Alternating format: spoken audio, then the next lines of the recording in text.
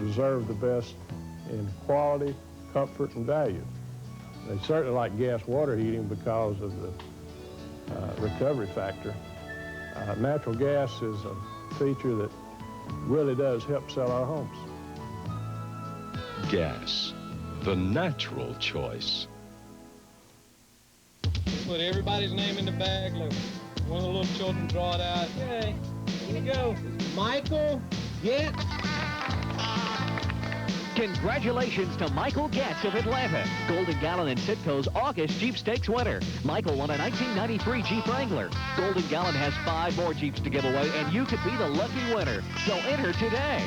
Golden Gallon, get me going.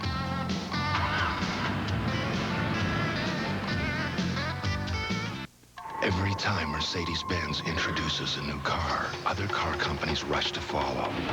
And when they introduce a whole class of new cars, others scramble to catch up. Now Mercedes-Benz is introducing the new E-Class, featuring the powerful E420 V8. Other car companies may find this one even harder to follow. Long Pontiac Mercedes-Benz at the foot of Lookout Mountain. Cops, Monday through Friday at 7:30 on News Channel 9.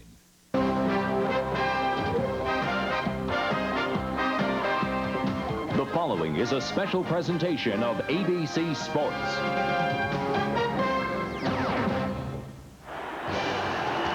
It's the third Saturday in October, and that means all the football highways and byways in the South point to one destination and one only, Legion Field, Birmingham, Alabama. It's an annual rite of fall, Tennessee and Alabama. Look at this, thousands of fans have made the sacred pilgrimage to football's holy grail. They've made the parking lot their home since Monday, and this isn't just an ordinary tailgate party. But then again, this football game is no ordinary football game. History proves it to be true. ABC Sports College Football, in association with the College Football Association and the SEC, present Tennessee at 5-1 and the 5-0 Alabama Crimson Tide. Good afternoon, everybody. I'm Mark Jones in the house along with Tim Brandt, and welcome to the 76th meeting between these two teams.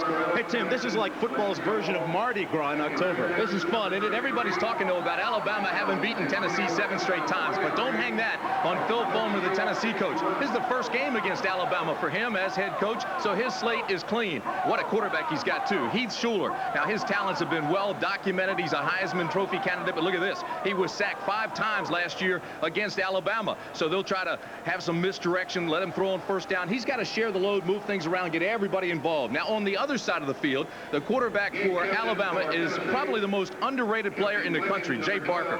He's 22-0 as a starter. Now, that is impressive. His winning percentage is better than guys like Namath and Stabler here at Alabama. I think this is going to be a pretty good matchup. Jay Barker and the Alabama Crimson Tide have had an extra week to prepare for Tennessee. We'll have the kickoff when we come back.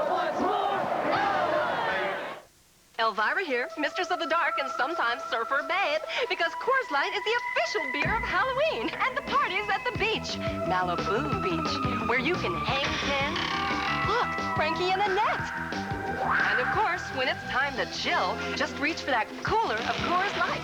Aged ice cold, never frozen stiff. It's the right beer now for Halloween. Just look for the Silver Bullet Smooth display and dig up your friends now for a party at the beach. Happy Halloween, dudes.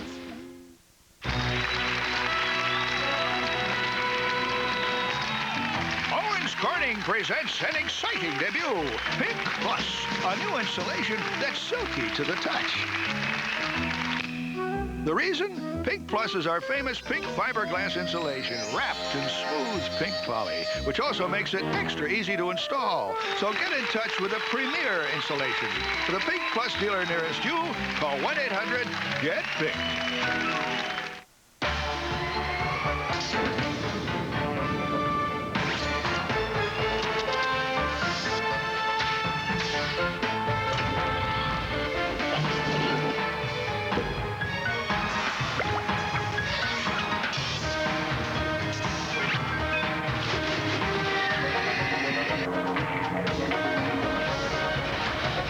DeskJet printers from Hewlett-Packard, it's easy to make it happen.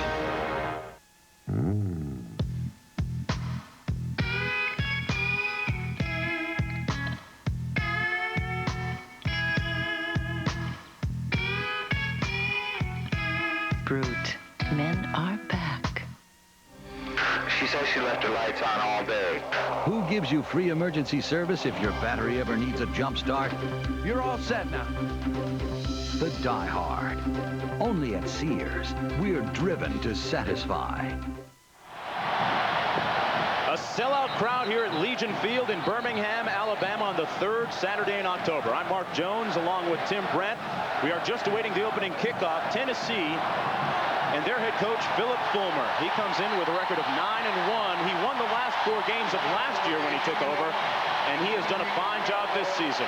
Meanwhile, on the other sideline, Gene Stallings, hey, all he did last season was lead his team to a national championship, 36-6 overall. Here's a look at the standings in the SEC's Eastern Division. Tennessee with a record of 3-1, a critical game for them, Tim. It really is, because Tennessee lost to Florida. They've got to win here today. Florida right now beating Auburn, so this game is huge for the Volunteers. Meanwhile, in the Western Division, Alabama at 3-0, 5-0 overall.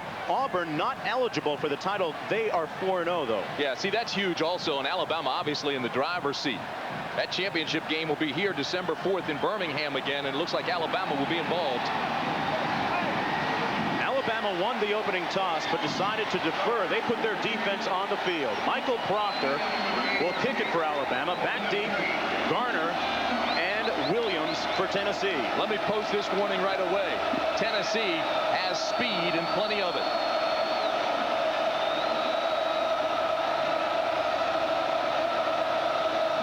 This stadium is a sea of crimson. There's a smattering, though, of orange. The opening kick. To the 8-yard line, it's Williams. Billy Williams hit at the 28. And there's a look at the starting quarterback, Heath Shuler, a Heisman Trophy candidate. A look at his career statistics. 29 touchdown passes thrown so far. He's on pace to break the school record. A look at the backs and the receivers. Garner and Phillips in the backfield. The receivers, as Tim mentioned, very fast, very dangerous. Faulkner and Fleming. And up front on the offensive line, Lehman, Mays, Miller, Smith, and Ratliff. Young. A very young line. 1st and 10 on the first play of the game. They float the flanker screen for little or no gain. That swarming Bama defense. We talked about Tennessee throwing on 1st down. They did it. Did not fool anybody on this defense. A look at the front for Alabama. Jeremy Nunley, James Gregory, and Albert Brown. The linebackers led by Lemansky Hall, the Butkus Award nominee. Rogers, Walters, and Brown on the other side. And in the secondary, a very good group led by Antonio Langham. With the ends, John Copeland and Eric Curry going to the NFL. Everybody thought this defense would be average. Has not been the case. They lost a yard on 1st down. It's 2nd and 11. Shuler rolls out. Completes the pass up to the 33-yard line to Billy Williams, the junior college transfer. Tim, what about the Tennessee story? What do they have to do? Well, we talked about throwing on 1st down, and we've already seen that, and I think we'll see that throughout the game. They do have to protect Shuler, and he has to spread the load, get everybody involved so he doesn't carry the burden on his shoulder. Sacked 5 times last year. Alabama defense, they've got to get the pressure on him again, and they have to force turnovers. They've got a lot of interceptions, but they don't have the fumbles they had last year, and that's what the coaches are trying to do, force the fumbles. 3rd down and 6 for the Vols on their opening possession.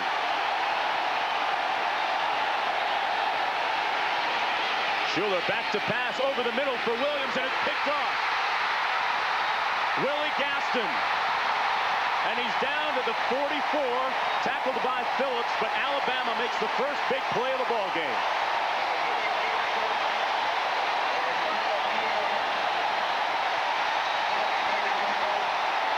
Interceptions this year coming into the game. Here's number 12. It's Gaston, the nickelback.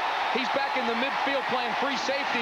Just reads his eyes all the way. Actually, he was beaten on the play, but came underneath. The ball was a little bit underthrown, intended for Garner down the middle. Alabama with very good field position. A look at Gaston, who made the interception. He's their nickelback, and he's made some big plays for them this season.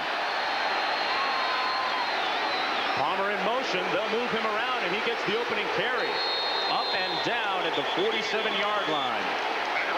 The starting quarterback for Alabama is Jay Barker. All he's done since he's been a starter is win 22 straight games. The backs and the receivers, Sherman Williams, number 20, has had a string of consecutive 100-yard-plus games. The wide receivers, Kevin Lee and David Palmer, they will move him around a lot, though.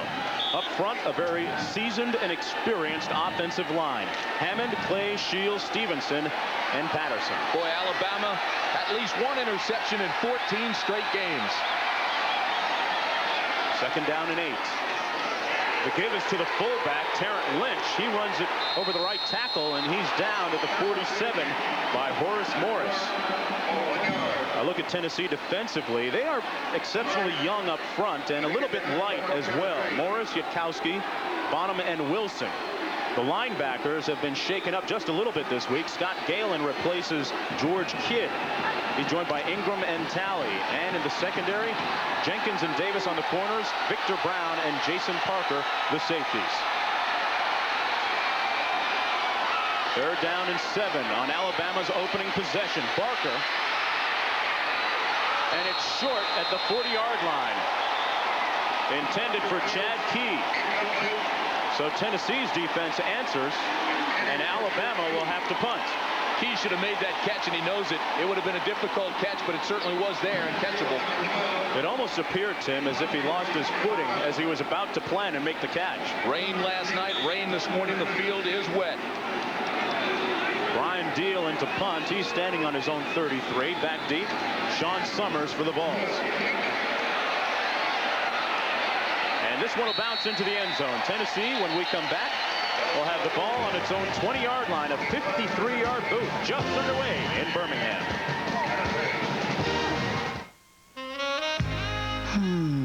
I wonder what the warranty covers.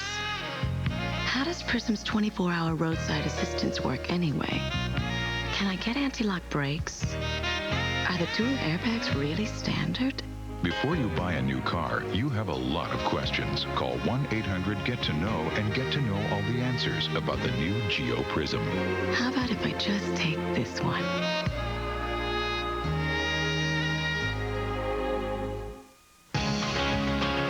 More Americans trust Napa for everything they need to keep their vehicles running and to help them save, too.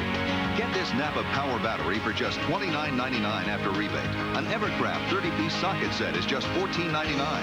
And a 3-pack of STP gas treatment is a low $1.99. So run into your nearest Napa Auto Parts store today. We keep America running. We keep America running. And now for something different. New Domino's Thin Crust Pizza. A crispy, crunchy crust pizza. It's a whole nother taste in a whole nother way. All right. Put that snap back in your life and always get something for nothing when you call Domino's. Hitachi. Oh, wait, that's my phone. I'll connect you now. Bonjour, here are the drawings. Looks good from here. Hello. Okay, thanks. Goodbye. Take care. Au revoir. Hitachi makes digital communication systems and 20,000 other amazing products. Hitachi.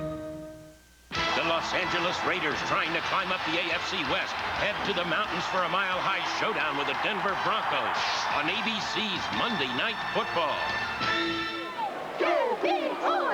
Back at Legion Field, we're just underway in the first quarter. Alabama and Tennessee scoreless. The Vols with the ball. Auburn, meanwhile, trailing Florida 27-14. That game at halftime. Remember, Tennessee has to hope that Florida loses and Tennessee wins this afternoon. Garner, the lone back on 1st and 10. He gets the carry for a gain of about 2. Of course, Alabama has won the last 7 in this series, Tim. Yeah, we talked about that mark at the outset. Look at this now. Go down to the second line. The first quarter scoring 76-10. Tennessee's been outscored. Turnovers are big, 22-10, and we've already seen that. Alabama with the interception early by Gaston. At least one interception in 14 straight games. Rushing yards heavily in favor of Alabama. Second down, 9 to go. 3 wide receivers for Shuler. They run the quick hit, and that'll be a loss. The pass was caught by Billy Williams, tackled by Antonio Langham. Back to New York now, and John Saunders. Mark, Michigan State against Ohio. And the Buckeyes do it again. Bobby Hoying, 22 yards to Joey Galloway. 6 plays, 67 yards. 6 games they've scored on the opening drive in each of those 6 games. 7-0. Back to you, Mark. Take a look at this play from the end zone. It's an isolation to the flanker. They try to set up the screen by bringing the lineman out. Langham wants no parts of it. He beats the blocker to the ball. Great support. Very quick read. Shuler off to an inauspicious start. He's 3 of 4 with 1 interception for just 2 yards. Passing, and this is where he can hurt you. Shuler, though, tackled at the 27-yard line. He's a dangerous runner. He was brought down that time by Michael Rogers. Shuler, the 3rd-rated passer nationally, Tim. Yeah, he can throw, he can run. He's an exceptional ball handler.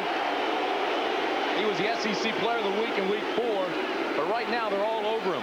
Looks like Rogers is the spy. He's following him everywhere he goes. He didn't get the first down, and now Tom Hutton is into punt for Tennessee. Let's see what he does in punting it to or away from David Palmer. Palmer's going to get a chance to return it. At the 42. Palmer down at the 48-yard line, a 31-yard punt, 9 on the return, and there's a flag down on the play. This is going to be unsportsmanlike conduct.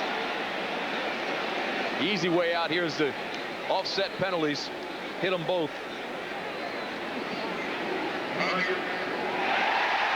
It's going to go against Tennessee.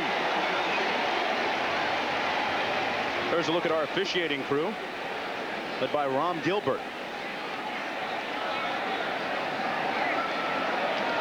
10-17 to...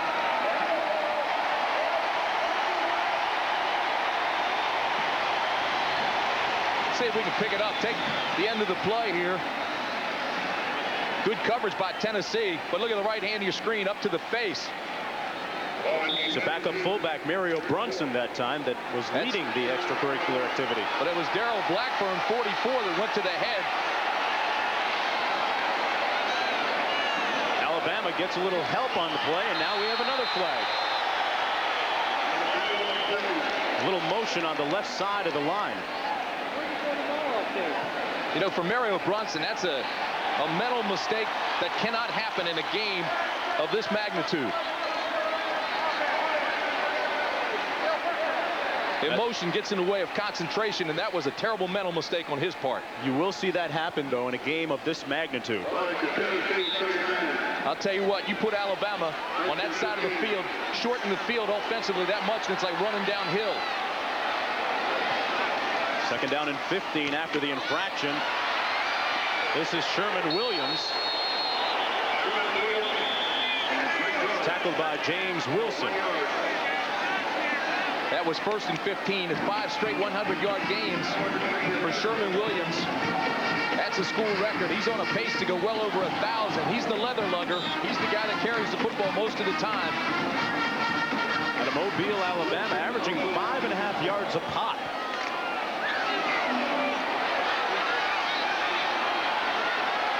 The ball on the 38-yard line of Tennessee. Barker on the waggle. They set up a screen to Lynch.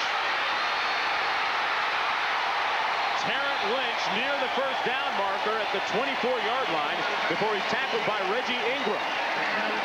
Well-designed play, outstanding execution. First, they pull the right guard, Stevenson, to get some protection for Barker. Freeze it right there. Here's his protection on that side. Now clear it and roll it. Now he'll throw back to the backside. Now watch the block that Roosevelt Patterson gets on. Not a big block. Here comes Patterson out of the left of your screen, number 77. Takes out the corner, bingo. Move the chains.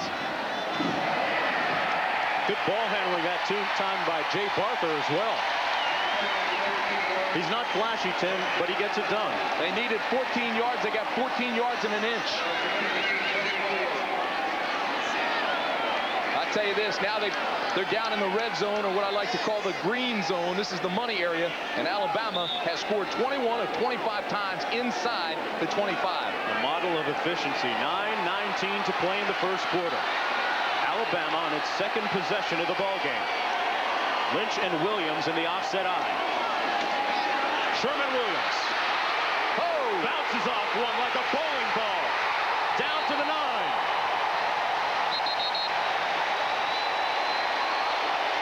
He was pushed out of bounds after a 16-yard pickup by Jason Parker, but man, he lowered the hat on somebody. I'm going to tell you, Sherman Williams is 5'10", 193 pounds. Watch what he does to Victor Brown, number 16, the strong safety. Here it comes, folks. Bang! Get him out of my face. Get outside. Brown was supposed to deliver the blow. Instead, he took it. The ball on the Tennessee 8-yard line. Parker on the toss to Williams, trying to get to the corner. Cuts it up inside and is down to the 7-yard line. A pickup of 1 on that play. Well, how about Alabama? I mean, we talked about their defense with Curry and Copeland gone and how the defense has stepped up and been outstanding. But offensively, they lose Derek Lassick, who's playing with the Cowboys, and Martin Houston. They're gone. So now Sherman Williams steps up, and he's going to go over 1,000 yards. There is a lot of speed on this team. This is what we just talked about, Mark. They get down this far, they make you pay. 2nd down and 7. Williams down to the 4. Tough going in that red zone, or green zone, as you like to call it. I'll tell you what, he's only 5'10", and I think that's giving him an inch. But it gives him that low center of gravity. He's almost 200 pounds. Boy, he knows the difference between come here and sick 'em. He really delivers a punch. Williams had a fumble last week against Arkansas, so he was really holding onto the ball tightly that time when he was tackled.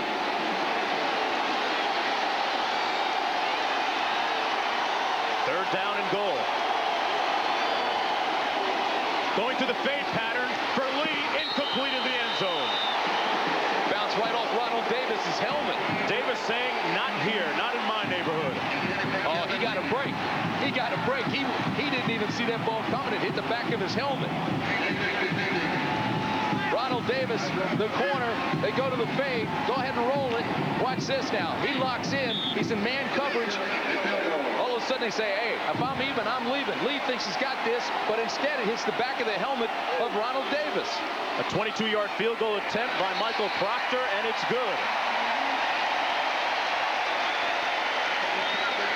So the Alabama Crimson Tide pay off in the green zone. They lead 3-0. Finally, there's a TV that proves technology can make our lives easier. A Magnavox TV with a precise color picture, smart windows which preview other channels, and the unique smart sound feature, which ensures your volume will stay at normal levels no matter what comes on. Magnavox is so smart, I didn't even have to show up for this commercial. How'd I do? Great. You were great. The innovative TVs from Magnavox. Smart, very smart. Hey, I don't worry about what's happening on Rodeo Drive. I worry about taking care of my kids. And I want a car I like, even when I'm through paying for it. I want a car to make my life simpler.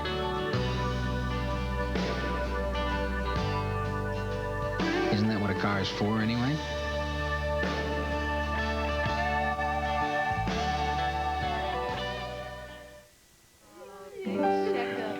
Tony and Diane get regular insurance checkups, just like they get regular medical checkups. I'm State Farm Agent Carlos Bermudez. I have been their State Farm agent 7 years. A family insurance checkup helps them make sure all their coverages are up to date. It's also a good time to explore options, like how their life insurance plan can be adapted to help with their daughter's college education. I think the family insurance checkup is something everybody can feel good about. State Farm is there. CFA College Football on ABC Sports, brought to you by Chevrolet, who invites you to see all the new Chevy cars for 1994. Magnavox, the ingenious products from Magnavox. They're smart, very smart. The light beer with a great imported taste, Amstel Light, right. And Allied Signals Fram filters. You can pay a little now or a lot later. Alabama just putting a field goal on the scoreboard. The scoring drive, 7 plays, 30 yards, using up a little over 2.5 minutes on the clock. And once again, Alabama scores first in this series. You don't think that unnecessary roughness penalty was big now? Cost them 3. Proctor Faulkner's kick at the goal line. That's Garner coming right down Main Street and tackled at the 24-yard line. So Heath Shuler comes in to lead the offense for the 3rd time in the game. They had an interception on the first series and then a punt on the second one. We talked about Alabama's success early in the ball games. Look at that. One of the last 36 games in which they have led, and they have a 28-game winning streak coming into this one this afternoon. Phillips and Garner out of the eye. Quick 3-step drop by Shuler, complete to the near sideline. That was Corey Fleming.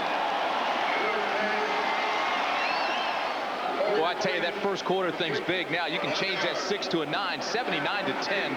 Alabama's outscored the Volunteers in the first quarter. That plants some seeds of doubt if you're wearing white and orange. Tim, if you're a coach, there's really nothing you can do about that. Is it game preparation? Is there anything? What do you mean there's nothing you can do? Well, I bet you Phillip Fulmer wishes he knew what he could do about it. Just give the halftime speech before the game starts. There you go. To the near side again, complete to Fleming for the 2nd time in a row. Fleming, a 6'3", 270-pound senior from Nashville. Pardon me, 207 pounds. He's a great story, too. He was a high school quarterback, actually ran the wishbone. He's a 6'8" high jumper. He was the best high school player to come out of Tennessee. Sat out and actually backed up the quarterbacks the first 2 years. He said, "Coach, I want to play." So they moved him out to wide receiver, and he's a good one. 3 wide receivers in for Tennessee. A nice run-off tackle that time out near midfield. A 10-yard pickup that time. Well, I tell you what, Tennessee's offensive line is firing out now, and it's big, it's strong. Offensive line averages 290 pounds. Watch them fire out here and control the defense. Bang, get a great block up there by Miller, 71. Then they shield back once he's into the secondary. Move those chains again, first down. Garner, a versatile back, a good runner as well as a good receiver out of the backfield. 7:02 to play in the first quarter. Garner and Brunson out of the eye. Shuler over the middle, complete at the 39-yard line for Craig Faulkner. And another first down for the Vols, a pickup of 11 yards. I'm going to tell you something. Shuler can run and he can throw, but I think the best thing he does is handle the ball. He's like a cowboy. He rides the fakes until the linebackers are tied up. Then he just threw back to Faulkner, who dragged himself all the way across the field from the wide flanker slide. Shuler 6 of 7 so far, a total of 30 yards passing. Garner and Brunson again in the backfield, out of the eye. First down and 10. Coming to the wide side of the field, complete at the 35. Jones with the catch that time. You can almost sense Shuler finding his rhythm now, Tim, on this 3rd series. Tell you what, he's not backing away from Antonio Langham either. He's working both corners. I talked to him yesterday and I said, when you break that huddle, is one of the first things you do to locate Langham. He says, I know where Langham is in every situation. He's watched a lot of tape this week in anticipation of this game. He also dreams about him.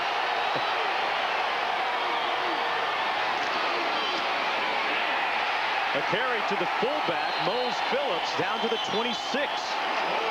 That offensive line for the Vols really firing off the ball on that play.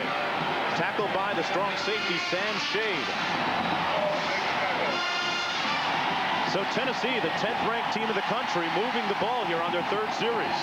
Let's talk about Alabama's defense for a second, though. You know, they were a 3-4 when they played Tennessee last year. Now they're running a 4-3. Alabama moves it around to play to its strength, create depth, switch schemes for different looks, and also rest people at times.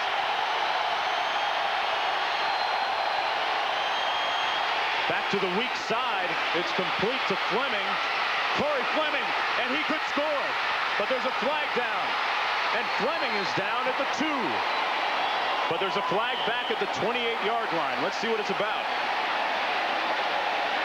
Fleming bounced off a couple of defenders that time and picked up 25 yards. I think this is going to be against Tennessee. Move them back.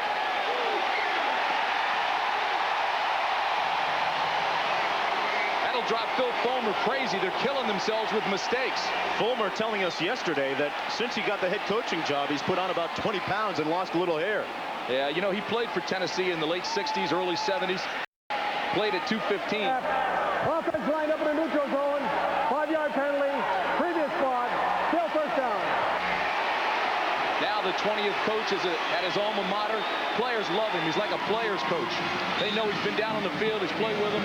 He's not much older than they are.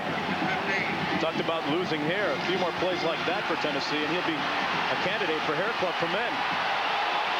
5:45 to play in the first half. 5 wideouts, 5 receivers for Tennessee. And Alabama goes back to a 3-4. And Shuler takes off. Down at the 25-yard line. He needs about 8 to go for the first down. Tackled by Michael Rogers. Shuler is now a junior. Played some as a freshman, started as a sophomore, and continues to improve every game. Speculation now that he may come out this year and go to the National Football League. A lot of scouts rate him extremely high. He's got a great arm. Built more like a receiver or a tailback. Second down and 8. Shuler gets rid of it down the middle. Touchdown to Faulkner.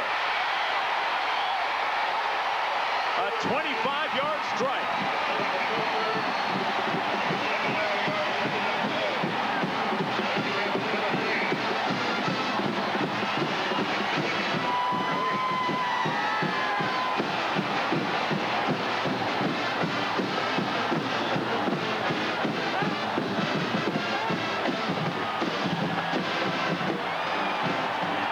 Great pass by Shuler. Read the defense. They were locked in man coverage. He just laid it out there. The extra point is good by Becksburg. 94 consecutive extra points. Aaron, you be in the secondary. Take a look of it. There's Nunley, 73, applying the pressure, but they had Donnelly beaten. Faulkner saw the man lock on. Touchdown. Shuler says, yes, sir.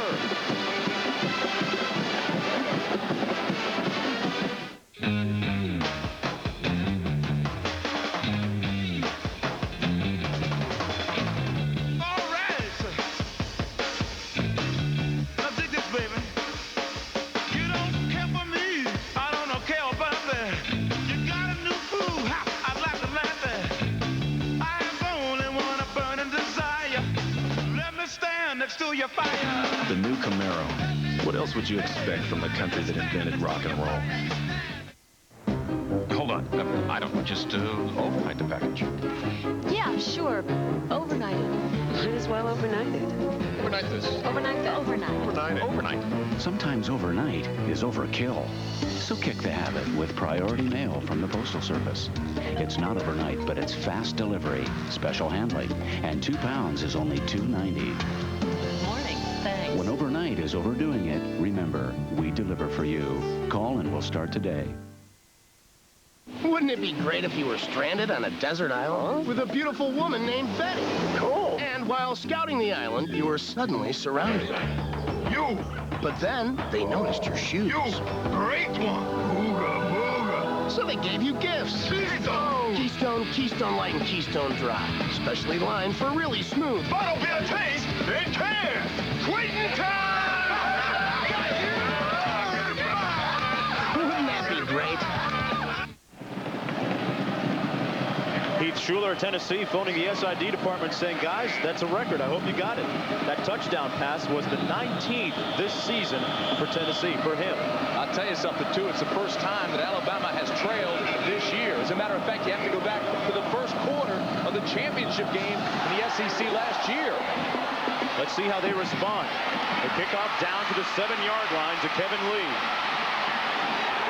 And Lee is brought down at the 25. Actually, since the opening game of the 1992 season, they've only trailed 4 times.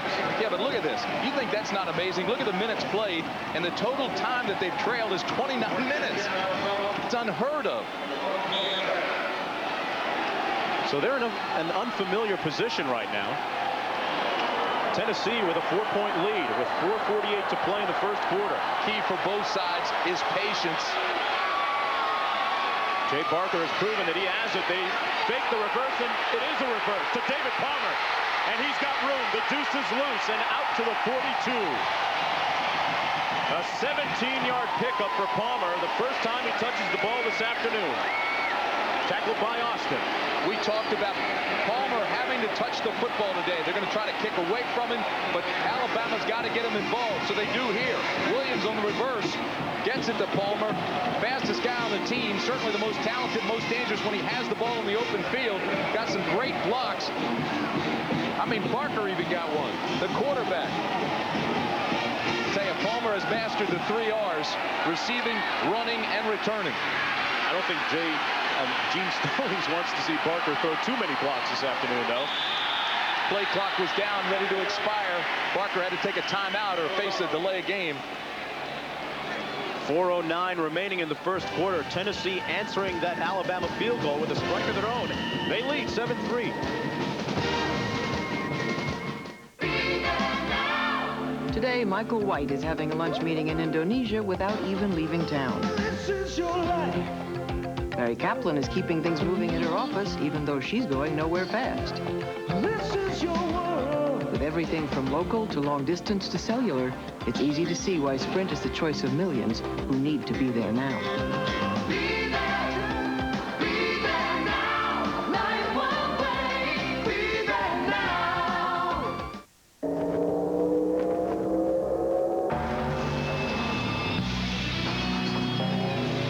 Miller Genuine Draft Rusty Wallace stock car. See it. Hear it.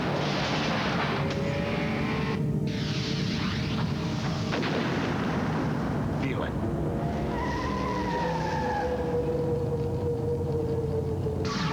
Catch it, if you can. You want to know the secret to choosing a motor oil? You wait till the sun goes down. You take a ride to your local garage and then get a real close look at what the mechanic puts into his own car. Fact is, more top mechanics in America choose Valvoline over any other brand. Valvoline can help keep cars on the road for 100, 200, 300,000 miles and more. So before you buy a motor oil for your car, know the one more top mechanics put into theirs. People who know use Valvoline. If you see the sign that says Legion Field, Birmingham, follow that one. That's the most important one this afternoon. The score 7-3 for Tennessee over Alabama. 1st and 10. Williams looking to pass, and he's sacked back at the 37 and fumbles. Now is it ruled a fumble? No, he's down. If they even think about ruling out a fumble, they're wrong. Shane Bonham lowered the boom on him. He hesitated before trying to pass. All right, now defensively, you've got to be thinking about Palmer, okay? They gained 19 yards on the last reverse, so here they fake it. But Williams is going to pick up and throw. Pretty good pressure from the outside. Jenkins was coming off the corner with pretty good support. Also got some help up front from Bonham. That's dedication right there. They're 20 years old. 20 years old. They look it. Get some polish on those things. 3:18 to play. 2nd down, 14. Barker complete to Chad Key. And a first down at the 42-yard line. Great touch that time by Barker on that pass. A pickup of 20. Mark, you made a pretty good point here a few minutes ago. You said it looks as if Heath Shuler's starting to find his rhythm, and he is. They're not getting to him. He's got time. Or Barker, rather. He's getting in his rhythm. He's got time. We talked about having to protect him. They're doing that. They're giving him time to throw. Once he finds that rhythm, he can throw. He has improved so much from last year. It's unbelievable. Making the secondary reads a lot better. They go to fake it or try to reverse it, but only one problem. James Wilson had other ideas. A loss of 8 on the play. Coming on the safety blitz. He's following Palmer right now. Well, I tell you what, They're spying these guys. They're coming with great pressure right up the pipe. James Wilson, he had 4 sacks coming into this game. He got to Anderson before he could actually hand it off. 6'3", 251 pounds. He runs like a linebacker. Auburn now mounting a bit of a comeback against Florida. Barker, play action, knocked away and fumbles. And he dives on it safely at the 37. Horace Morris knocked it away and stripped the ball from Barker. You know, when we talked to the coaches, they said Horace Morris is a great athlete. Bench presses 400 pounds. He runs a 4.6. He's got great body control. He just slaps the ball out of Barker's hands. They said the thing is he's got to become a dominant pass rusher. Has not done that yet. Looked pretty good there. They're looking for consistency out of him. 3rd down and Tuscaloosa to go. Hello, Tennessee. Got Alabama going backwards. Tennessee with a nickel package in. Barker to pass. And he hits Lynch, the fullback. Lynch, a huge load brought down on Tennessee side of midfield, and it's a 4th down. They're going to have to punt it away.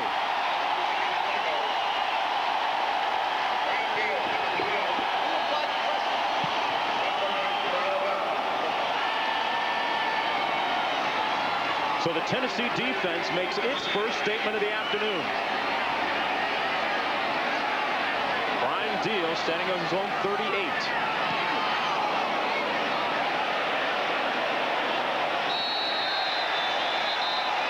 A 48-yard punt.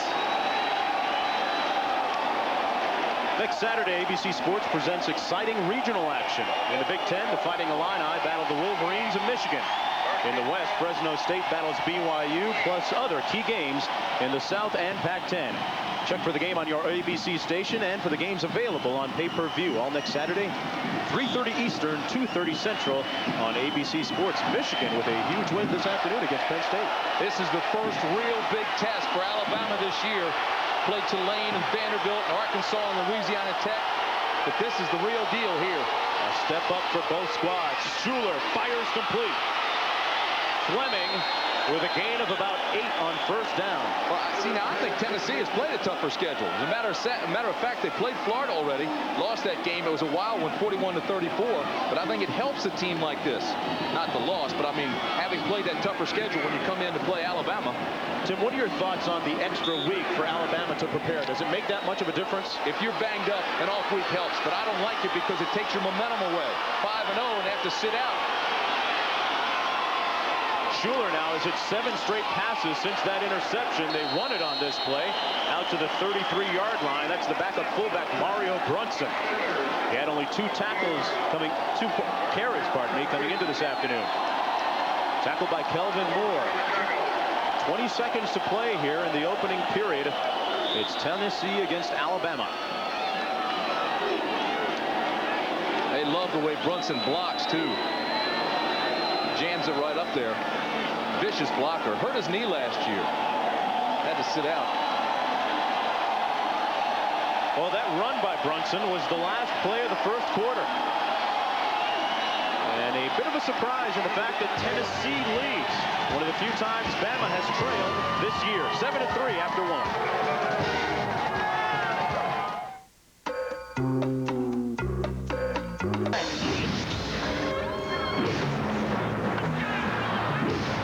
For this guy, any deodorant will do. But these guys need Speed Stick. Antiperspirant that gives 110%, even if you don't. 24-hour protection against wetness. And now Speed Stick deodorant has a powerful new formula to fight odor. Speed Stick. For movers and shakers, the #1, the only one.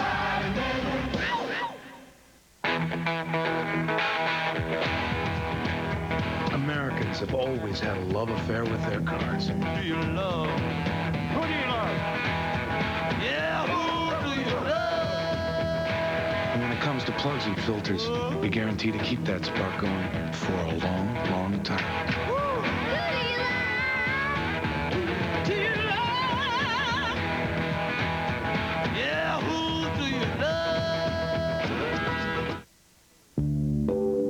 My life isn't about throwing money around. It's about hanging on to it.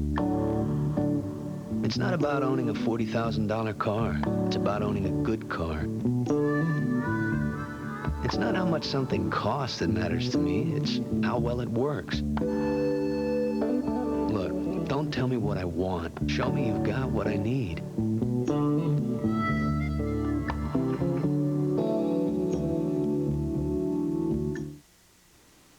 Ben and Connie Studebaker look at things differently since they became parents. I'm Roger Cruel. I'm their State Farm agent. Having a family brought a lot of changes in their lives, so we thought it was a good idea to sit down and have a family insurance checkup.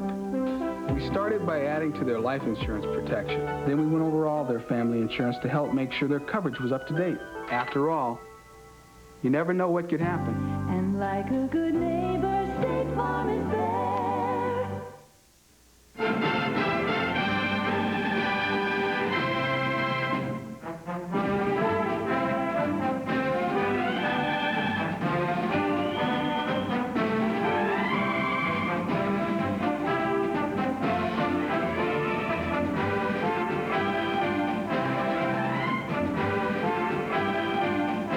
Enjoy college football more than a game.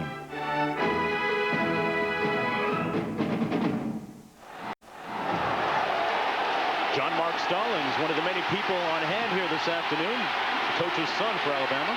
That's the Stallings clan and their friends. First down and 10 for Tennessee. Shuler checking off at the line of scrimmage. Still has plenty of clock left, 5 seconds on the play clock. He hands it off up the middle to the fullback, Mose Phillips. Back to New York and John Saunders. John? Mark, in the Big 8, Oklahoma unbeaten, facing Colorado today. Cordell Stewart underneath the coverage to Charles Johnson, and he will not be caught. 64 yards when he reaches the end zone, and the Buffs have opened up a lead of 13-0 over the Sooners. Mark, back to you. All right, John, you have to wonder if that Texas game took something out of Oklahoma last week emotionally, if nothing else. Right here, it's second down and 7. Just underway in the second quarter. Shuler to pass. He completes it at the 50-yard line to Billy Williams. The speedy wideout, a pickup of 14 and a first down. Boy, Tennessee's playing well right now. Alabama came with a corner blitz, and Tennessee picked it up, gave Shuler the time. Shuler now has hit 10 of 11. 1 touchdown and 1 interception. Watch the right hand of your screen. They come with a corner blitz. They pick it up very nicely. You see Garner pick up the blitz, give Shuler that extra second, drills it out there. He's got one-on-one coverage. First down. Langham, after that play, was shaking his head as if he should have had an interception. But Williams had good position. Play action by Shuler. Fires another strike and another first down. This time to Corey Fleming. Hey, I'm going to tell you something. Heath Shuler right now is in a zone. He has hit 9 straight passes since he threw that 1 interception. He gives you so many different dimensions. A strong arm, good leadership, and a very dangerous runner when he decides to run. Look at his numbers this afternoon. Just 1 incompletion. And you know what that shows me? That shows me a quality quarterback who wasn't shaken by the interception but comes back and maintains his composure. First and 10 for the Vols. Handoff off tackle that time down to the 33-yard line. Garner. Garner coming into the game averaging 6.4 yards a rush. Got to give the Tennessee offensive line a lot of credit here. Now, these guys are meat grinders, but they've been relatively inexperienced. I mean, Lehman was a center. They moved him to tackle. Mays was a defensive lineman. He's now playing left guard. Radcliffe really hadn't had much experience, but right now they're playing well and dominating the Alabama front. Alabama in a 3-man front on this play. They do that when they expect to pass. And they're right. Quick drop by Shuler. Fires another bullet. Complete to Joey Kent. His first catch of the afternoon. The tackle made by Willie Gaston.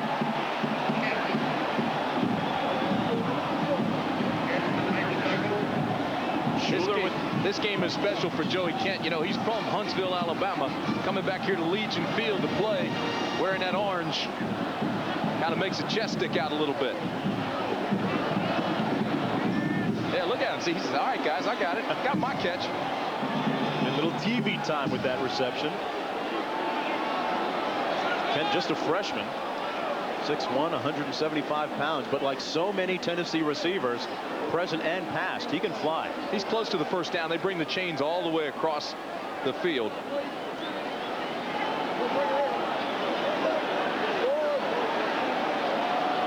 You see the indication by the official.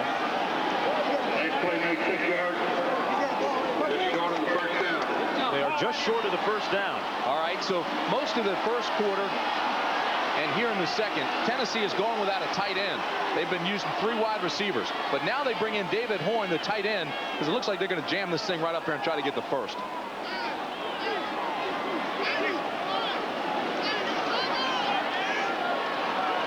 Third down and short.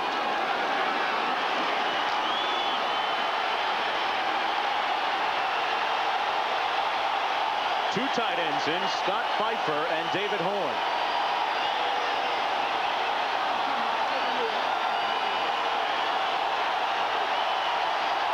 Brunson and Stewart in the backfield, but Heath Shuler says, I'll do it myself, fellas. Yeah, Heath's also a very smart quarterback. See what he did? He got right on the butt of big old Bubba Miller, the all-SEC freshman. Back to New York and John Saunders.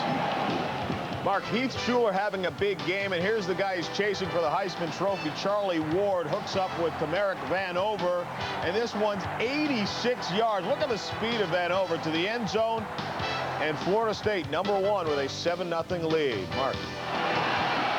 All right, John, 2 guys with an eye on the Heisman Trophy, Shuler and Ward. First down, and Shuler is down at the 32. The sack by Jeremy Nunley, his 5th of the season. That leads the Alabama defense. This is a coverage sack. I mean, Nunley's coming hard, but if you see Shuler has to reload because there's coverage on the left side. See, he looks left, has to reload. Nunley just overpowers the blocker. Actually, Garner missed the blocker. Stewart, correction. But Nunley's been on a tear the last 4 games. 20 tackles, 4 sacks, 5 stops behind the line. And he figured prominently in their last win against South Carolina a couple of weeks ago. That's only the 3rd time Shuler's been sacked this year. Nunley 6'5", 279 pounds. Second down and 15. Garner, the lone tailback. They try to run the flanker screen, and they set up a screen in the backfield for Garner, and he drops it. They faked the flanker screen and came back the other way. Double screen. Kelvin Moore did a nice job, big old 95, to get out there and break that thing up. That also breaks the string for Shuler. He had 10 straight. Now he throws that incompletion.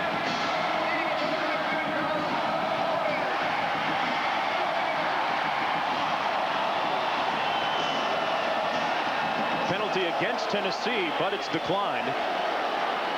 And the nose of the ball is just past the 36-yard line. 11:45 to play in the first half. It's second down and 20. Second down and forever. They'll go down to the 3-down lineman again. Put the nickel package in.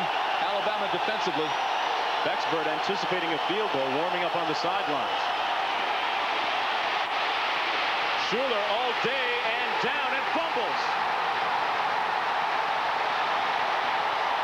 Alabama ball. Jeffries on the recovery.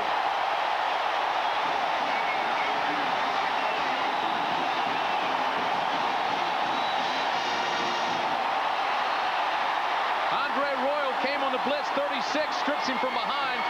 Boy, they get a great push with the 3 up front. Then they bring the linebacker on the blitz. Turnover, #2. Stallings loves it. Back after this.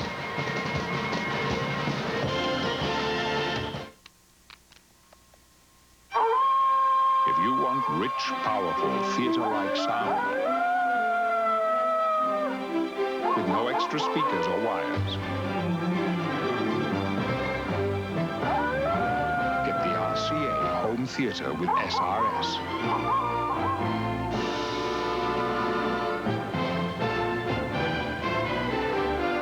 anyone in the neighborhood, you'll know it.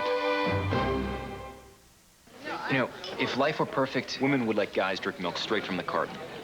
Yeah, and guys would ask before taking food off your plate. Women wouldn't answer a question with a question. Why not? If things were perfect, you'd like watching sports on TV. Yeah, and you'd let me hold the remote control. Wow. At least there's Amstel Light. It's only 95 calories. But it still has a real imported flavor. I mean, it tastes great. Amstel Light is better than Kraft. It'd be perfect if you didn't always have the last word. No, it wouldn't. We were sitting around one day at the seed lab. We were local. Honda called me up. They were looking for somebody who had an established business to assemble some speakers. This is where it started. And now we're 40,000 square feet. We send over 6,000 speakers a day to Honda. Where they're installed in the 1994 Accord. In fact, it's really fun to look at the back of a Honda and say, hey, there's our speakers. Honda, homegrown in Marysville, Ohio. The Fighting Illini battle Big Ten rival Michigan. Fresno State tackles BYU, or key games in the South and Pac-10. All next Saturday on ABC Sports. It's a heck of a play by Andre Royal. Watch the left hand of your screen. Royal's just 215 pounds, working on 75. Ratliff, who's 300. But watch, he stays with it, gets rid of the block, now comes and makes the strip from behind. Back to the action. It's Sherman Williams on first down. He runs off tackle over the left side and has a nice gain. He's tackled by Reggie Ingram, number 41. Now, there was a little bit of jump talking going on between some of the different factions between the two teams. Ingram, talking about Barker, said he's no Heath Shuler. He looks better this year, but Ingram said he's definitely no Shuler. That got back to the Alabama campus. Here's Terrence Lynch. Tough running up the middle. He'll have about 2 on that play. And Auburn has scored again to take the lead. Less than 2 minutes remaining in that ball game. Pardon me, 13 minutes to go. What a great game that is. What a job Bowden's done with Auburn this year. Surprised everybody.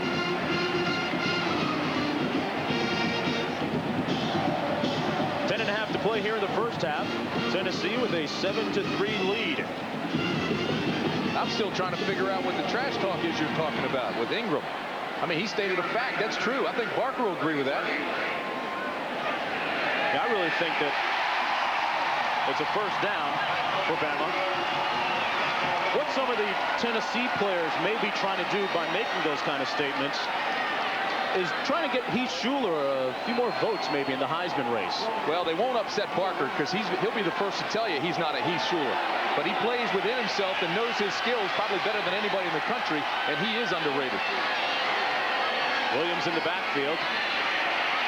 And this time he'll lose a couple of yards. Swarmed at the 45.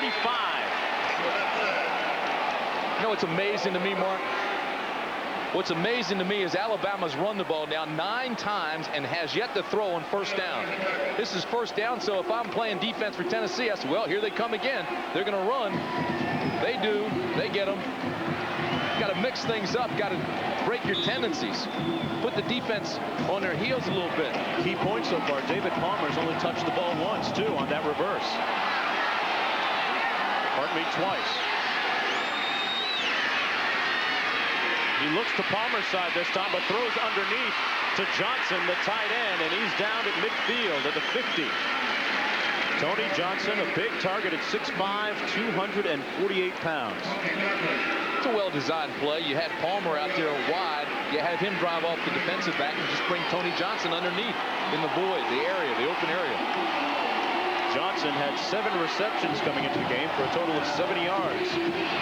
Sets up 3rd down and 8 for Stallings' crew. Stallings told his team he just wanted them to have some fun, but the fun comes in winning.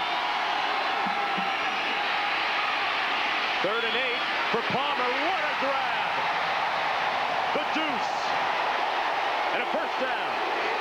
Hey, don't anybody in this country tell me Parker can't throw. Parker can throw with the best of them. He's not Heath Shuler, but I'll tell you, this kid is a quarterback. Watch him step up and throw this on a rope. This is pretty good coverage on Palmer, but he puts the ball right where he has to, right over Austin. Palmer goes up and makes a catch. Well thrown by Barker. David Palmer took the elevator to the top floor that time, extending all 5'9" of them. tell you, Barker's much more confident, making better decisions than ever before. Lynch and Williams out of the eye. This is Williams. Getting to the corner. Sherman sliding at the 20. Upended by Deron Jenkins, but a pickup of 11 yards, and the Tide is rolling. Weissa blocking up front. Hammond, Clay, Shields, Stevenson, Patterson. They all lock on right now and close the gate. Now he just beats containment to the outside. Victor Brown, his strong safety, was late coming over on run support. C-16, he should have been out there earlier. Got to play inside out, but if you've got flood containment, you've got to force him back into where the help is, and they didn't do it. Little slide on the backslide, huh? He runs recklessly, doesn't he? And here he is again, this time drilled at the 21 by Reggie Ingram, the hitman. Ingram, one of the real leaders of this Tennessee defense. He had 14 tackles last week against Arkansas. Ingram did. This is a talented group of linebackers, probably the strength of the Tennessee defense. They made a change this week, putting Gallion in for Kidd. But they have 3 starters back from last year. This is almost sacrilegious, but coaches and players feel in recent years this Tennessee-Alabama game's become bigger than Alabama-Auburn. Don't let Auburn fans get wind of that. Barker, play action. Tries to run and is sacked to the 25. Good coverage in the Tennessee secondary that time. The sack by Yatkowski. That's one of those ones. Yatkowski will throw the fist in the air, but he was actually blocked pretty well. He didn't have any penetration, but when Barker stepped up to avoid the pressure from the outside, there was Yatkowski. He's a finesse guy. Gets off his blocks, makes pretty big plays. Watch number 99. See, they double up on him. He's not going anywhere. He's blocked out. But here comes Barker. Now Yatkowski says, hey, hold on here. I might get something. He does. And Horace Morris, Tim, also in the backfield. 6:22 to play in the first half. 3rd and 15. Laid out. No interference. No flag. Palmer incomplete. I'll tell you what, there should have been interference called there because they were bumping and grinding while that ball was in the air. That's Ronald Davis with his arms up. Now there's a guy that said nobody can beat me one-on-one,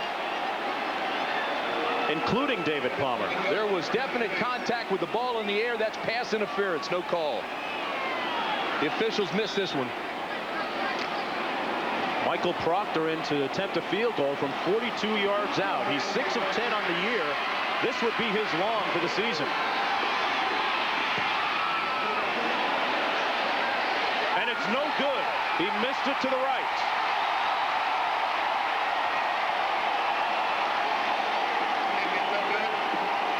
Alabama missing a golden opportunity. They still trail 7-3. You want to know the secret to choosing a motor oil? You wait till the sun goes down. You take a ride to your local garage and then get a real close look at what the mechanic puts into his own car. Fact is, more top mechanics in America choose Valvoline over any other brand. Valvoline can help keep cars on the road for 100, 200, 300,000 miles and more. So before you buy a motor oil for your car, know the one more top mechanics put into theirs. People who know use Valvoline. I built the entire city of Seattle on the roof of my car. See? Here's the Space Needle. Now, my car has wings, feathers, and a beak. A little glue, a few seeds, just add water, and voila! It's not what you add on to our car that makes it more fun. It's what you take off. The Del Sol from Honda.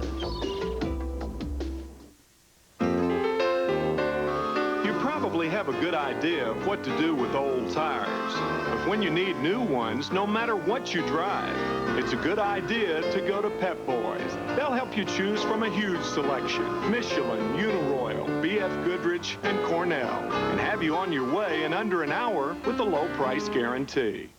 So for tires that'll give you a lot of miles and then some, come to Pep Boys and drive away happy. Monday night on ABC Sports, the Los Angeles Raiders are back in the hunt in the AFC West. Now they have a mile-high meeting with John Elway and the Denver Broncos. And what about Vince Evans in Los Angeles? but he is not the starting quarterback. Catch the story, 9 o'clock Eastern time on ABC, Monday night. 1st and 10 for Tennessee. Shuler finds a man wide open in the slot, and a fumble. Faulkner coughs it up, and Alabama gets it back. Whew. Will Brown stripped it loose from Faulkner, and Romanski Hall fell on the ball. Man coverage. Post pattern, he has it. Now watch 17 come out of the right hand of your screen and actually rake it out with his right hand. Bam, right there. Great play by Will Brown, the junior out of Syracuse. Romanski Hall, the Butkus Award candidates, right there to pick it up. Is it me, or does Alabama seem to make a lot of those plays? Remember George Teague against Miami last year? Well, that's 3 in this game. 3 turnovers by Tennessee. Good field position for the Tide. Williams nowhere to go. Sacked by Raymond Austin. Remember how Sherman Williams was delivering the blow early in the ball game? Looks now like he's running tentatively. Is that because the defensive front for Tennessee is getting more penetration? Well, it's a couple of things. Number one, he's searching for the hole, which is being closed down. So he's being patient, but at the same time, when it's time to explode, he's not really doing it. He's not making the decisions quick enough. They lose 5 on 1st down, 2nd and 15. Lynch and Anderson in the offset eye. Play action by Barker. Wide open, but he misses David Palmer at midfield. That's the first time that Barker hasn't looked solid on a throw today. That'll set up 3rd down and 15. Right now, Tennessee's defense is controlling this football game.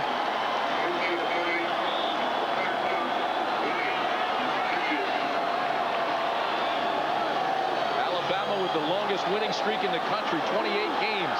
They've got to feel that pressure a little bit too. Palmer this time lines up in the slot. 5 DBs in for Tennessee defensively. And they go up top to Kevin Lee. And it's complete at the 25. Barker on the money that time. Lee beat Deron Jenkins for 40 yards and a 1st down. Boy, if I'm Deron Jenkins, I'm thinking, what the heck do I have to do? I'm in his hip pocket. This is good coverage, but watch the catch by Lee. We told you he was a high jumper. Also has great concentration. Now Jenkins popped up and said, wait a minute. He was bobbling the ball when he went out of bounds. They rule it a catch. That's great concentration by Lee. Pretty good coverage by Jenkins. I thought he had it. Obviously, the official did too.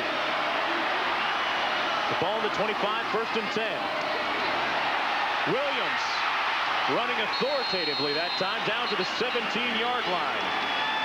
Sherman Williams, as we mentioned, came into this game with a string of 5 consecutive 100-yard outings.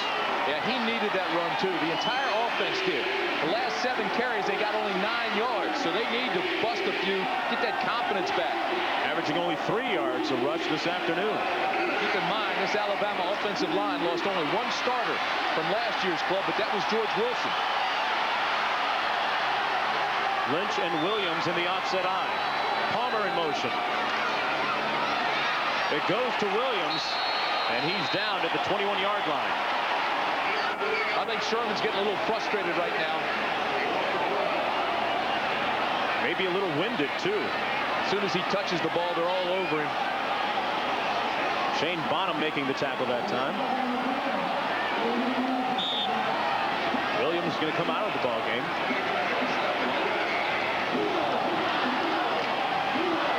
The last time Alabama was in the red zone, they missed a field goal. 3rd and 5.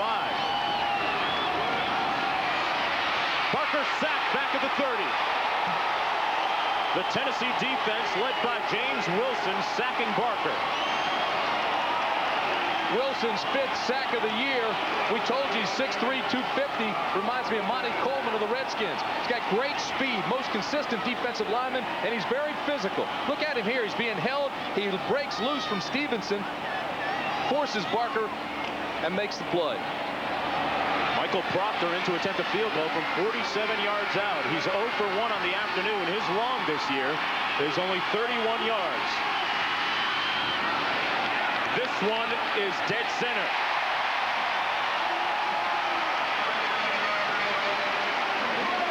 Michael Proctor says, take that. I'm back. And so is the Tide. They trail 7-6.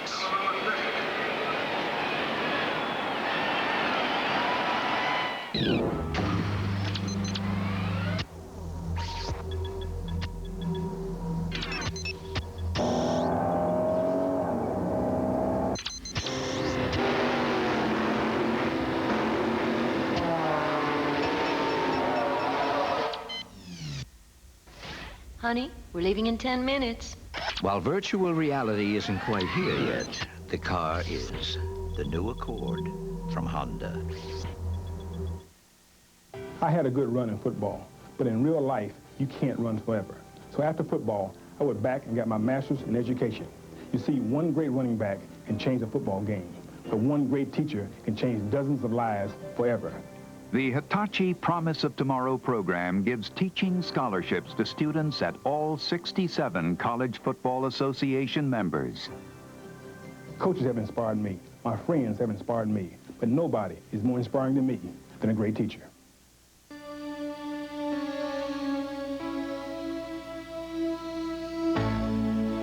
There is a place where remarkable people meet challenges of extraordinary proportions every day. And where national champions are in excellent company.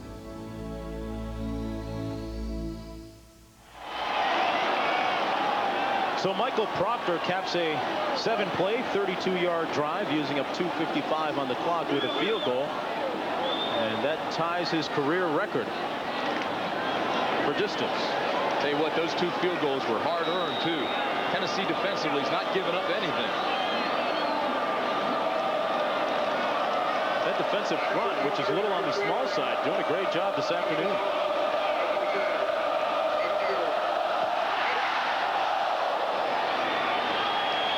Proctor's kick down to the 1 to Garner. And Garner is jacked at the 18-yard line. Nice tackle by Ralph Statton. It's time once again for our Coors Light Fan Picks College Football Poll. Just call 1-800-932-3000 to vote. This week, Florida State remains on top. And Michigan could move up with that big win over Penn State. You know, that penalty negated the 1 incompletion he's had here in this quarter. So Shuler's 13 of 14. Mose Phillips on the first down carry. He has about 8 yards. 7 minutes remaining in that game at Jordan-Hare Stadium. Auburn leading by 8. That carries a lot of impact for this game. Tennessee hoping Florida loses, but needs a win here.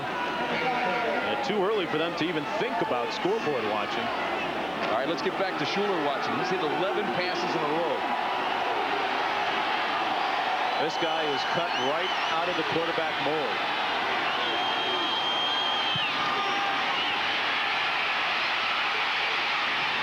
Incomplete and picked off. Alabama's Antonio Langham. You play with fire, you're going to get burnt. There is a flag down.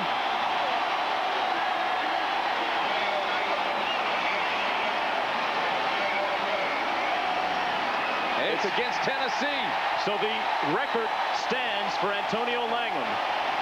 Tennessee now with 4 turnovers and 2 key penalties that have helped the Tide. And that's Langham's 5th interception this year. One of the best in the country, if not the best. He also has 17 career interceptions. That breaks the all-time record at Alabama. He is now the record holder. Unselfish, consistent, a leader. Watch this. You can't play defense any better than this. Skates along with him, reads it, comes up and steps in front and makes the pick. He thought he should have had one earlier in the first quarter. Was shaking his head. This time, he came back and snagged it. He should win the Thorpe Award. Probably will. Williams, Tim, again, stopped up. You made a good observation. Williams isn't coming forward to the line of scrimmage, attacking it the way he was earlier in the game. Alabama with 21 runs now, and 10 of those 21 runs were for losses. Tennessee defense performing well. If I'm Barker, I get those guys in the huddle, and I'd start talking to my big guys up front. Second down and 11. Barker, wide open. Chad Key at the 12. And knocked out of bounds at the 10. It stops the clock with 1:36 to play in the first half. Knocked out of bounds by Jenkins.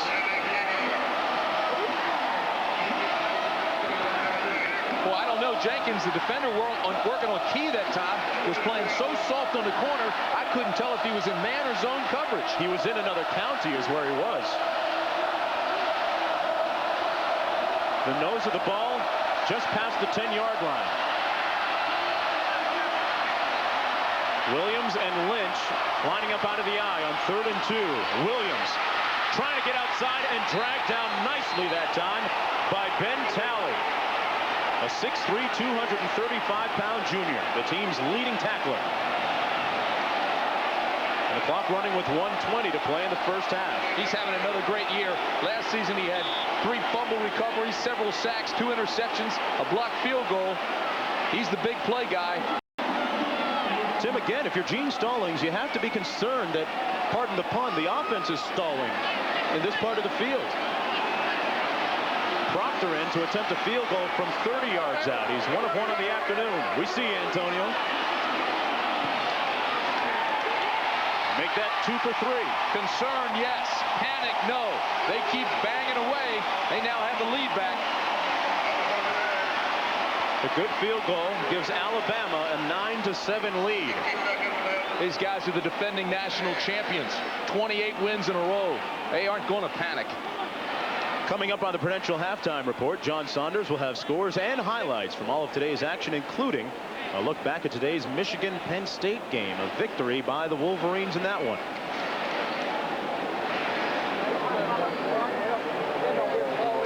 Antonio Langham, maybe the best defender in the country in the defensive secondary. 17 career picks.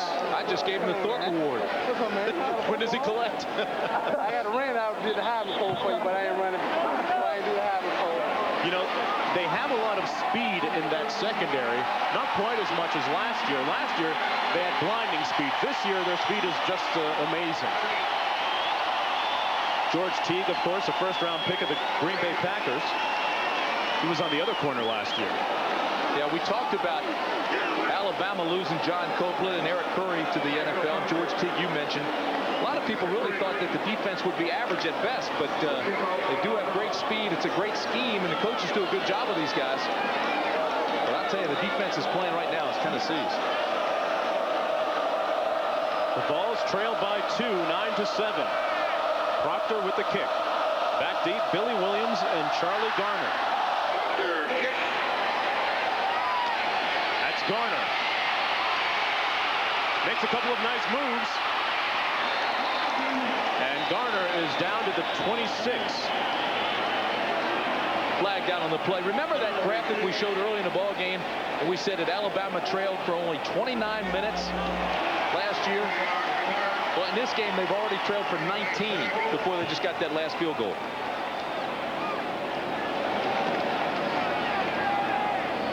How's this for a golfer's dream? 18 legendary holes from 18 of the greatest courses in America. John Daly, Tom Kite, Buzzy Zeller, and Davis Love III for an unprecedented round of golf. The Chrysler American Grade 18. From all at 4 Eastern, 3 Central on ABC. 42 seconds remaining in the first half. Tennessee trails with the ball by 2 points.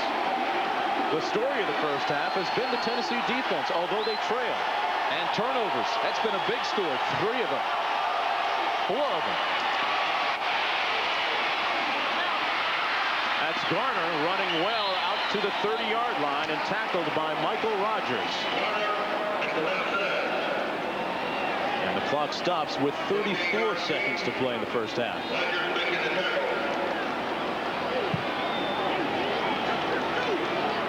of hurried things up here. Shuler gets him in and out. Now he's going to call him back in. 4 turnovers has been the difference. 2 interceptions, 2 fumbles. Alabama's capitalized with 9 points. They hand it off. A flag down. It may have been a face mask. Garner on the carry. He was tackled by Lemansky Hall and Kelvin Moore. One of those two got a hold of it.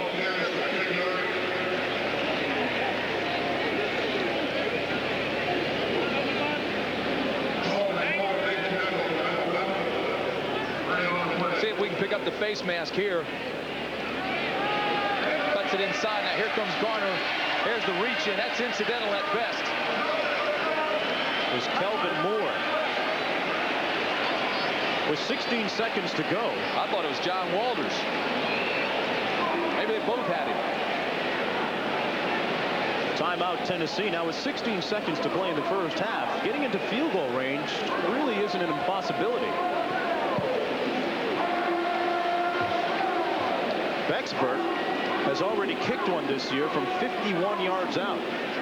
Tennessee has the 2 timeouts remaining, but only 16 on the clock. His career best is 53 yards, so they need to get to the 36 to put him within his range. So they've got to come up with a big play here. And his only attempt from over 50 yards this year, he's made. That one, as I said, coming from 51 yards out. He's a nominee for the Lou Groza Award as college football's best kicker. Lou the Toe.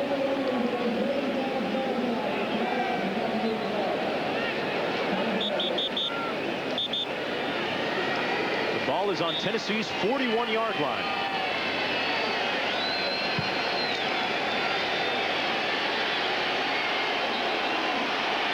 What a ball game between Auburn and Florida. 5 minutes to play there at Jordan-Hare Stadium. Shuler really has to be the curator of the clock here. He's got 16 left. He's got his 2 T's left, 2 timeouts. He probably called 2 plays in the huddle. As soon as that whistle blows, here he goes.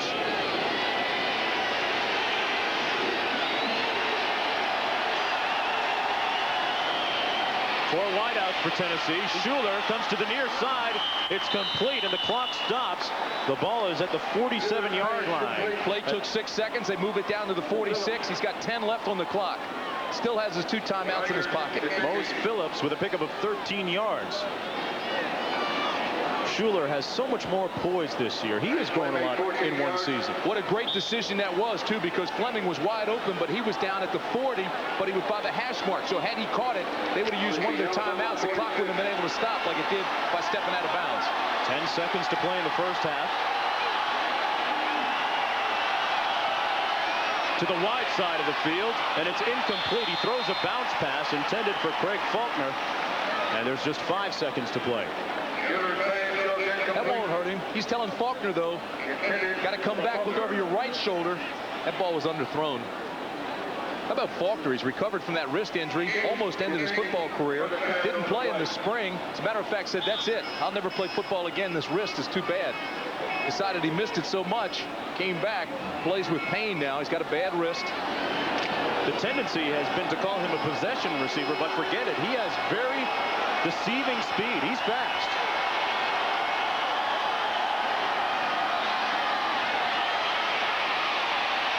Shuler open down the middle. No time left. That's it. Craig, you can't call timeout when there's no time left on the clock. No time. It went off the clock as soon as he made the catch. He did go to a knee and tried to get the timeout, but too late. Heath Shuler and the Tennessee Volunteers, after 30 minutes of play, trail Alabama. They've lost 7 in a row to them, but the score is 9-7.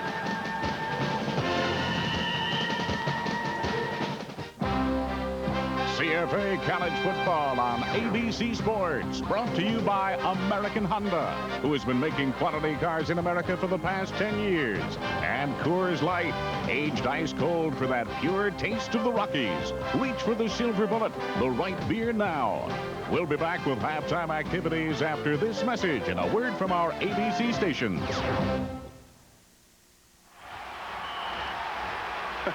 Fooled you. Now see if you're any better at guessing which is the real thing and which is Hitachi Ultravision. Too tough to call? That's because of Ultra Vision's Ultra Clear, Ultra Sharp, and Ultra Bright picture.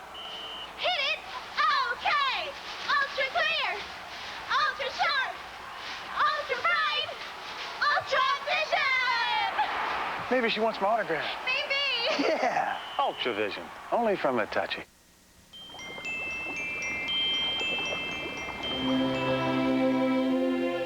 "120 years ago, when people wanted to send us a letter, all they had to do was write Coors, Golden, Colorado on the envelope.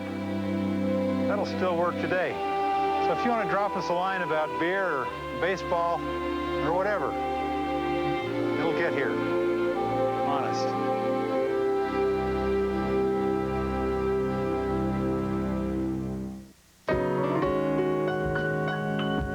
The interior of the new Honda Accord creates an open environment. It's roomy and comfortable and available in fine leather. The reinforced body is insulated to be quieter than ever. When you consider everything the new Accord has to offer, it becomes an open and shut case. The new Accord EX from Honda. Saturday. Let's move. The feds protect a deadly drug dealer. You can't touch me. But Tony's making his own rules. Blackwood is scum. Trouble is, we need him to catch even worse scum. Well, answer to the feds. Freeze! The Commish, Saturday.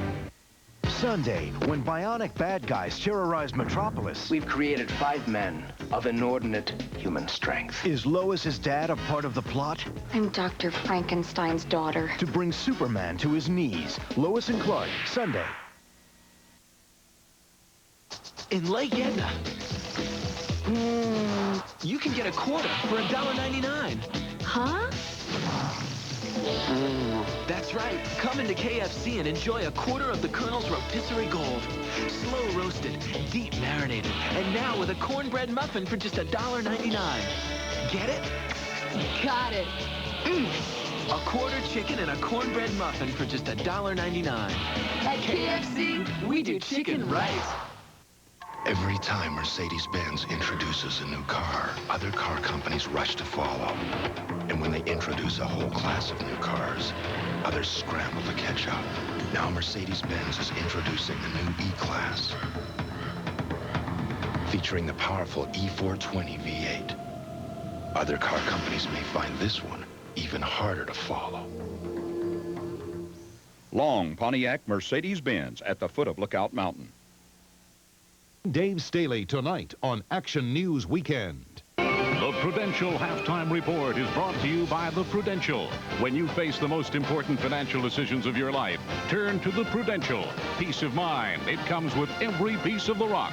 From New York, John Saunders. And welcome once again to the Prudential Halftime Report. 9-7 right now. The Crimson Tide with the lead over Tennessee as they try and remain undefeated and win 29 in a row. Meanwhile, scores elsewhere. The #1 team in the nation this year, Florida State leading 17-0. Charlie Ward to Tamarick Vanover, and watch the speed of Vanover, 86 yards to the end zone. Florida State led 7-0. Ward has another touchdown pass in the game, and right now 17-0. Virginia trails Florida State. Florida State's already given Clemson, North Carolina, and Miami their only losses. Undefeated teams, Virginia, they play today. Still to come, Notre Dame and Florida. Very tough schedule for Bobby Bowden to #1. Meanwhile, Florida trying to remain undefeated. They've come back. Danny Werfel with 3 touchdown passes in the game. 35 apiece. Will keep you updated in this one. Michigan State and Ohio State. One of our games here on ABC. The Buckeyes strike quickly and often. Brett Powers, the backup quarterback, 64 yards to Joey Galloway. Galloway has 3 touchdown receptions in the game, and the Ohio State Buckeyes right now on a roll over Michigan State. 21-10 is the score there. Kansas State coming in undefeated in this game, but time to play the big boys. Nebraska leading this one. Tommy Frazier, 42 yards to Reggie Ball. as he steps up into the pocket. Ball, watch the nice move, almost steps out of bounds, and then he finds his way deep toward the end zone that set up a touchdown, 38-21. Meanwhile, Nebraska should be no surprise. Longest streaks in the nation, one team over another, 24 straight. They have won over Kansas State and over Kansas, so they own the state of Kansas. Michigan and Penn State, you saw it earlier here today on ABC. We'll show you highlights of this one a little bit later on. Tyrone Wheatley, 192 yards. Lynn Swann spoke with Gary Moeller. You had some tremendous defensive stances. That's what you need to play. You play with the Steelers, you know what defense is all about. You know, you get the ball back a lot. Our defense was outstanding today. They give too many yards, but they were outstanding. Well, you kept the Big Ten race tight to the Rose Bowl. Congratulations. Well, thank you, Lynn. Appreciate it. We got a long way to go, though. Gary Moeller picks up the win. Just one loss now. Penn State, their first loss in the conference as well. Colorado and Oklahoma, another one of our games here on ABC. The game had been delayed for some time because the Sooner schooner tipped on the field. Meanwhile, Cordell Stewart pitched to Lamont Warren, and look at that catch by Charles Johnson for the touchdown. The flag was against the defense, and right now Colorado rolling over Oklahoma 20-3 is the score in that one. Cordell Stewart also 64 yards to Charles Johnson. Meanwhile, Washington and UCLA. Napoleon Kaufman, 3 yards. He takes this one in the end zone for the touchdown. Kaufman has 2 touchdowns rushing on the game. J.J. Stokes, a 2 TDs receiving as well. 95 yards for a record, including one of them for UCLA. 14-6. Southern Miss right now with the lead over Louisville. Southern Miss, Barry Boyd has a 6-yard touchdown run there. Rutgers against Army. This one went back and forth. Rutgers freshman Terrell Willis, 37 carries, 221 yards, and 4 touchdowns. And that one, 45-38, the final. Navy over Colgate. Navy wins for the 4th time this year, and that they haven't done in some time. 31-3 is the score there. Georgia and Vanderbilt. Eric Zier with another terrific day, 41-3. They pick up their first win in the conference. Zier last week had a terrific week. 4 touchdowns this week, 379 yards through the air. Duke against Maryland, both teams winless, and Maryland picks up their first win of the season. First conference victory, 26-18 is the final there. Milanovic also had another big day. Illinois against Iowa in the Big Ten. Illinois, the Fighting Illini, 49-3. They blow them out there. Ty Douthard had a 6-yard touchdown run. Minnesota and Northwestern, the Golden Gophers have the lead here. Northwestern trying to avoid being beaten for the 3rd consecutive weekend, 28-23. Oklahoma State and Missouri, the Tigers need a win for Bob Stull, and 28-9 they have the lead there. Jeff Handy has 3-yard touchdown pass there. Iowa State and Kansas gets the win here. 35-20 is the final there. Iowa State loses for the 4th straight time. And SMU and Houston, 21-7 is the score there. Eldred with 3 touchdown passes. Mark Eldred, that is. Tulane and TCU, 14-7 is the score in the 3rd quarter there.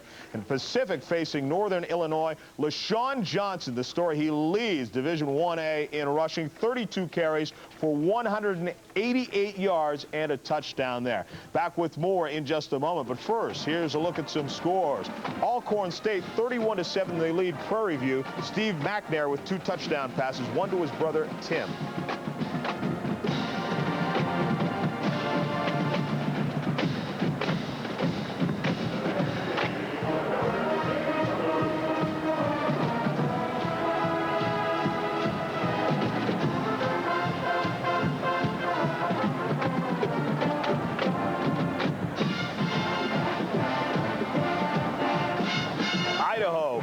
Eastern Washington. Doug Nussmeier with 5 touchdown passes in that one.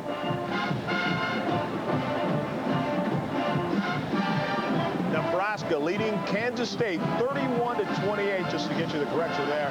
Frazier has a touchdown pass and one on the ground as well.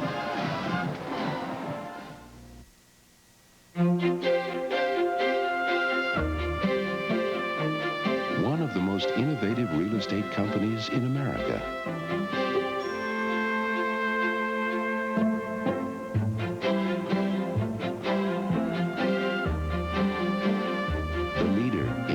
Life insurance. Peace of mind. It comes with every piece of the rock.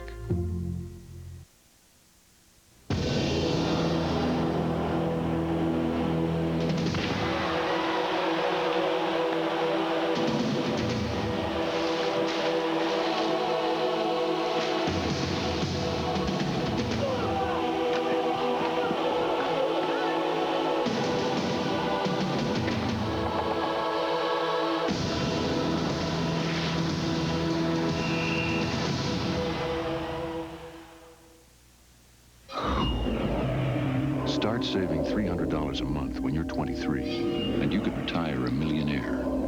Start at 30 and you might reach 600,000. At 40, about 200,000. Which is why you need Prudential's Financial Assessment Program.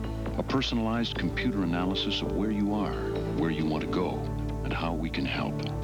Because nobody plans to fail. They just failed to plan. Call Prudential Insurance now. Welcome back once again to the Prudential Halftime Report. In New York, I'm John Saunders. Interesting day of college football, starting with the first ever meeting between Penn State and Michigan. This one in the Big Ten. Todd Collins, 16 yards. Great catch by Mercury Hayes. Michigan led by 4, 14-10. Joe Paterno says, first ever meeting, I'm not enjoying it.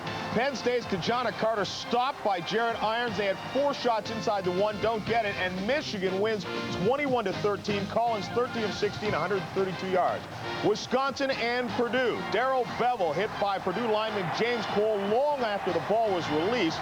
Wisconsin a 14-0 lead at that point. Bevel to running back Mark Montgomery, 19 yards, 28-0. Bevel with 4 touchdown passes in the game, but he had to leave, an ankle sprain and a hip. He went to the hospital for x-rays there. Purdue a loser to Wisconsin, 42-28. Wisconsin still unbeaten in the Big Ten. Texas A&M and Baylor. Leland McElroy, 9-yard touchdown run there. A&M a winner 34-17. Corey Pulley with 2 touchdown passes in that game. North Carolina and Georgia Tech in the ACC. Jason Stanisiak nailed as he releases the ball. Still plenty on it to Bucky Brooks. 21-3. They went 41-3. Stanisiak 2 touchdown passes and ran for 1 as well. Syracuse and Pittsburgh. John Ryan to Curtis Martin. This tied the game 21 apiece on the 2-point conversion. Johnny Major says we can knock off one of the powers in the Big East. Marvin Graves, though, 58 yards to Eric Chenoweth. This sets up the game-winning field goal, and Syracuse survives the scare against Pitt. 24-21 was the final. Graves threw for 2 to Marvin Harrison, 64 yards and 36 yards. Wake Forest against Clemson. A surprise here. Jim Kemp with the big day. 2-yard touchdown run as Wake takes the lead, 7-0 at this point. The Demon Deacons looking for their first win in the conference, and Kemp would set it up. 10 yards to Todd Dixon. They missed the point after. Wake had a 13-0 lead. They go on to the 20-16 upset of Clemson. Kemp, 1 rushing and 1 passing touchdown. Arkansas and Ole Miss, 19-0. Ole Miss gets the win there. Mike Lowry had 8 tackles and 1 interception in that contest. Meanwhile, in the Big East, Temple's been a team that has struggled this year on defense. They do it once again. Virginia Tech blows them out 55-7. Antonio Freeman, 8 reception, 194 yards, and 3 touchdowns in that game. NC State was worried in this one against Marshall out of Division I AA. NC State wins it with 1:34 left, 24-17, as Marshall had no points in the second half. Central Michigan loses to Eastern Michigan in the MAC, 28-21. Joe Youngblood had 3 touchdown passes in that game. Let's check some scores now in the Ivy League, or Ivy League schools anyway. Princeton facing the Lehigh, the Engineers, and this one is 31-23 a final. Lehigh, 3 turnovers inside the Princeton 5-yard line. Dartmouth and Yale, 31-14 the final there. Pete Overly, 34 carries, 142 yards, and 2 touchdowns. Meanwhile, for Princeton, Keith Elias, another big day as he goes for his 2nd consecutive 1,000-yard rushing year. And Jay Fiedler, over 5,000 passing yards on his career now. A tremendous accomplishment. Meanwhile, Cornell facing Fordham, 48-6. Chad Levitt, 3 rushing touchdowns. Bill Lazor, 2 touchdown passes there. Harvard beats Holy Cross 41-25. Mike Cote, 16 receptions, 124 yards. Bill Lazor now, 5,000 total yards of offense. And Mike Girardi, 24 touchdown passes. That is a school record. Brown facing Bucknell. A winner 21-12 is the final there. Marcus Jesse with 27 carries and 170 yards in that contest. Big game in Division I AA. Howard facing Towson State in a high-scoring affair, 44-41. Tony Vincent, 2 carries and 1 touchdown receptions. That's 3 touchdowns overall, a transfer from Purdue. Delaware over Villanova, 19-7 was the final there. Delaware has won 8 of the last 9 meetings now. Darrell Brown, 2 touchdowns rushing on the ground there. Some teams that'll play later on tonight or not playing at all this week. Notre Dame, the Fighting Irish against BYU. Stanford and Arizona. Miami's next week, and West Virginia up against next week as well. All right, we'll continue with more in just a moment, but first, a look at some more scores from around the nation. Very important game as Boston U routs Richmond 44-14. Richmond 8 turnovers, BU 27 points off those turnovers.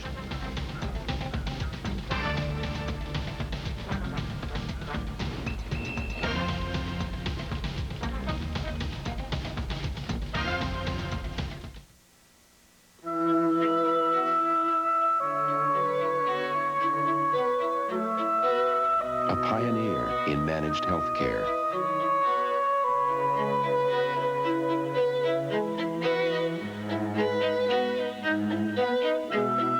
A major resource to help fund your child's education. Peace of mind, it comes with every piece of the rock. Making the right moves in a game takes quick thinking. I know I can't move fast or think fast without a clear head. If you use drugs, make the right move, the smart move. Get help. Don't use drugs. If you or someone you know needs help or information concerning drug abuse, call this toll-free number, 1-800-662-HELP. This message provided by the NCAA. The Prudential Halftime Report has been brought to you by The Prudential. When you face the most important financial decisions of your life, turn to The Prudential. Peace of mind, it comes with every piece of the rock. We're just about done with the Prudential Halftime Report. The second half kick is coming your way in just a moment. First, a reminder what comes your way next week on ABC's College Football. 3:30 Eastern Time. Regional coverage in the Big Ten. Illinois tackles the Michigan Wolverines. And also in the WAC, quarterback Trent Dilfer and Fresno State invade BYU to take on the Cougars. Also, key showdowns in the South and Pac-10. Check your local listing for the game in your area and call your local cable outlet to find out which game's available on pay-per-view. Your second half kickoff is straight ahead. When most manufacturers develop a new truck, they start with a model. Good idea. Here's ours. Introducing the first and only family of trucks designed from the inside out. A design that starts with you and has become the all-new Chevy S-Series. Everything else is history.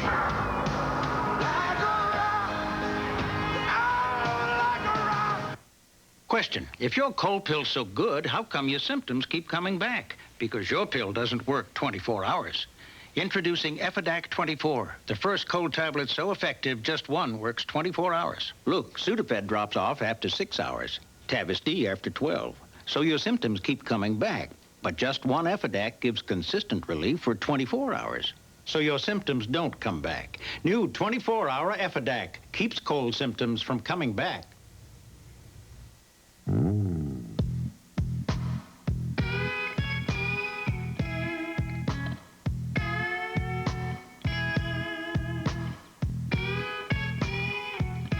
Groot, men are back.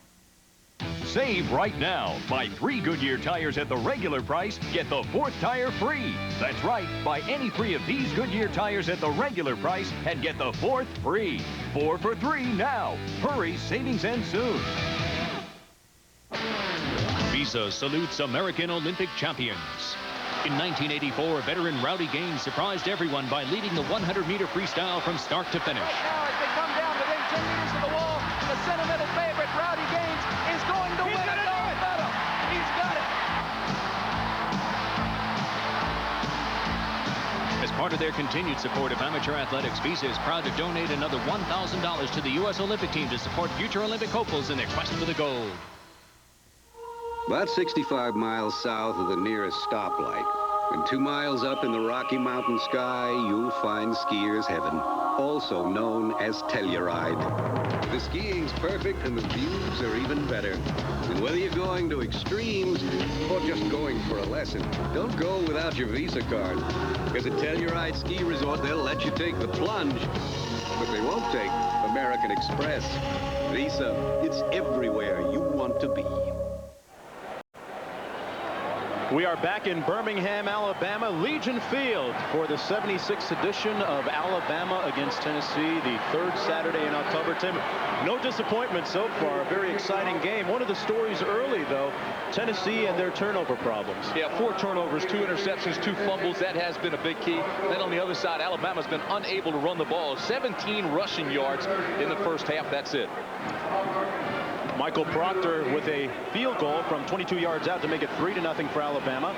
Then Tennessee came back. Craig Faulkner with a 25-yard touchdown reception. A nice pass. It showed me something from Shuler. He came back off the interception. He throws a strike here. Saw him locked with man coverage and just let him out there. Faulkner made the catch in the touchdown. Back came Proctor with his second field goal of the day, a long of 47 for him. And then Antonio Langham, dangerous in the secondary. Watch this. You talk about reading the play, skating with the quarterback and jumping in front, concentrating on the ball. That's the record setter, his 17th career interception, and that is a record at Alabama. And that, of course, you're right, that led to Michael Proctor's field goal. And we are about to get set here in the third quarter for the opening kickoff. Tennessee kicking off and Alabama receiving. John Becksburg kicking off from his 35, and Kevin Lee and David Palmer back deep.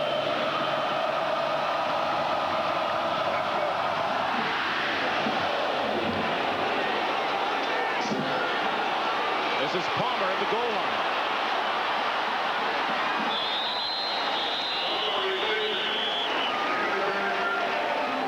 This game now a final from Jordan-Hare Stadium, 38-35. So that drastically changes the complexion of this game. Significant in the fact that Florida now has a loss, as does Tennessee. But head-to-head, which would be the tiebreaker, would be Florida having beaten Tennessee. But this is the way it stands right now in the East. What a job Bowden's done at Auburn. They play the role of the ultimate spoilers this afternoon because, of course, they cannot go to a bowl game. They decided to take their penalty this year. Almost using that penalty as a motivator to show everyone, hey, here we are and we can play. Jay Barker passing on first down. Terrence Lynch, the fullback, out of the backfield. And Lynch is out to the 33-yard line. Now look at the first half stats, Tim. All right, that's one of the adjustments they made at halftime right there. They threw on first down for the first time today. If you look at these, take a look right here. 17 yards rushing. They average over 200 a game. And then here are the 4 turnovers for Tennessee. That's very unusual as well. Those 2 interceptions, 2 fumbles. Those 17 rushing yards really underscores the great job that the Tennessee front 4 has done this afternoon. Well, Alabama was fairly predictable, too. Let's be honest. But they throw on first down here to start the second half. Here's Williams, who had a strong first quarter, slowed down in the second quarter, and carries here for the first time in the third quarter and is tackled by Reggie Ingram. See, Alabama with that schedule, Tulane and Vanderbilt, Arkansas, Louisiana Tech, South Carolina. Alabama was able to line up and just bully those people. They could say, hey, we're running right through the 2-hole. Here we come, try to stop it. Do you believe Nunnally there? I'm not going to his barber, I'll tell you that. He was yawning there on the sidelines. This is what we were just talking about. It tells the story. Williams close to the first down marker. Not sure that he made it. He was stopped by Reggie Ingram. Well, he had to get out almost to the 37. See where they mark it. George Kidd also in on the tackle. I don't think he's going to make it. He didn't make it. That's it. Bring up fourth down, punt it away. Tennessee has stopped him. But the point I was going to make is Alabama's been able to bully people and be fairly predictable and still win. They can't do that here against Tennessee. A different type of beast they're dealing with this afternoon. Brian Deal punting to Sean Summers. Summers standing on his own 18. And Deal gets off a nice punt, but it's returnable on the run at the 28. And good coverage as he's brought down at the 31. Here's a look at the game story so far, Tim. This is what we talked about, the important factors for each team. Tennessee throwing on first down and protecting Shuler. They've done at least the first throwing on first down. They have done that. They've mixed their plays. Run-pass ratio has been fairly balanced. Protect Shuler. He's been sacked 2 times. Now, of course, that's not what they want. He was sacked 5 times in the loss last year to Alabama, twice here today, so they've got to improve on that. But Alabama's been able to pressure Shuler and force turnovers, 4 of them. Penalty decline, first down. The ball is on the 31-yard line. This is Tennessee's opening sequence of the third quarter. We are just underway here. #1 passer in the SEC against the #1 pass defense in the nation. Garner, the only back. The old counter trade. And Garner is tackled after a gain of about 2 yards by Shannon Brown, the nose guard, number 75.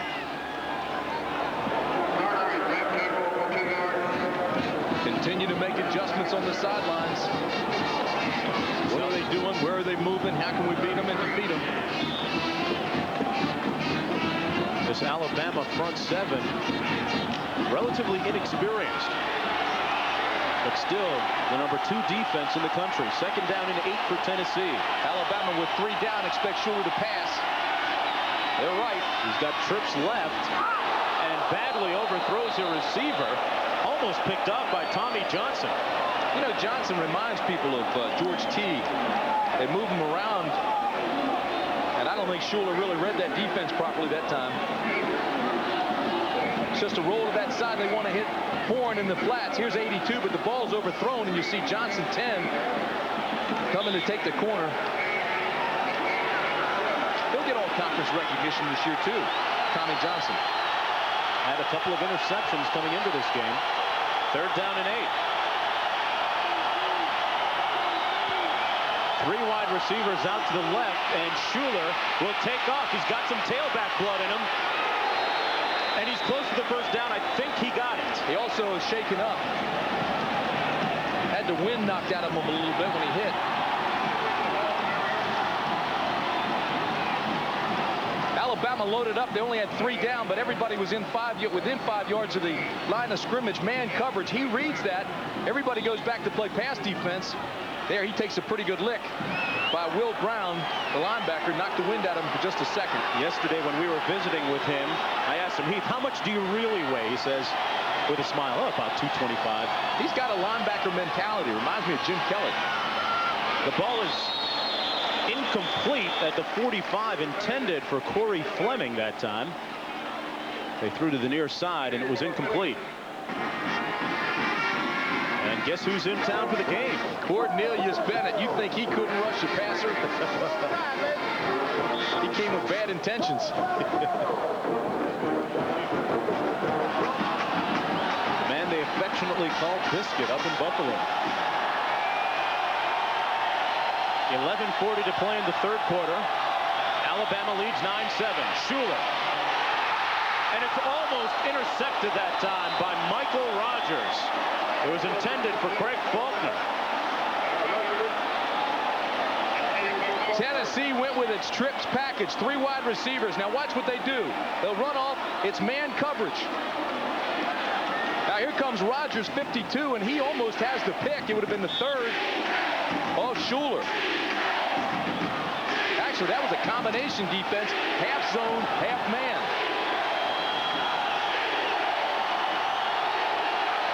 Three wide receivers to the bottom of your screen. A trip's left for Tennessee. 5 wideouts on the play. And he hits one right down the middle. And it's ruled incomplete now.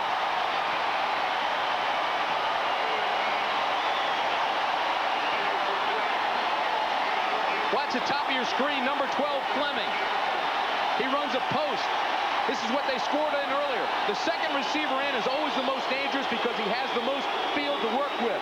But I'm telling you, he takes a pretty good lick right here by Willie Gaston, who's playing a heck of a game. There's the catch, there's the delivery, there's the ball, shaken loose. Gaston has already had an interception this afternoon, that time delivering the big hit. David Palmer calls for the fair catch at the 17-yard line. Hunt and confront. Gotta love that defense. Tide leading by a pair.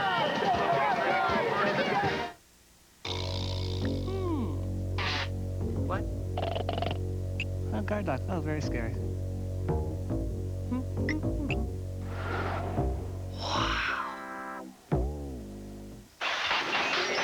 Finally, the good stuff. If you want great taste that won't fill you up and never let you down, make it a Bud Light.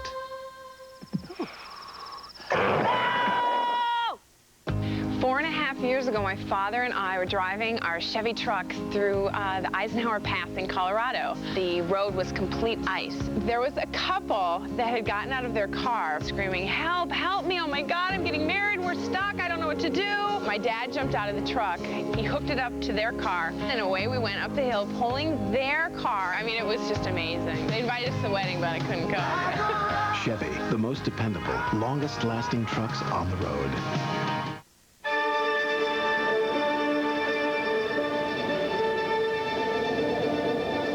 The RCA Home Theater comes with a new optimum contrast screen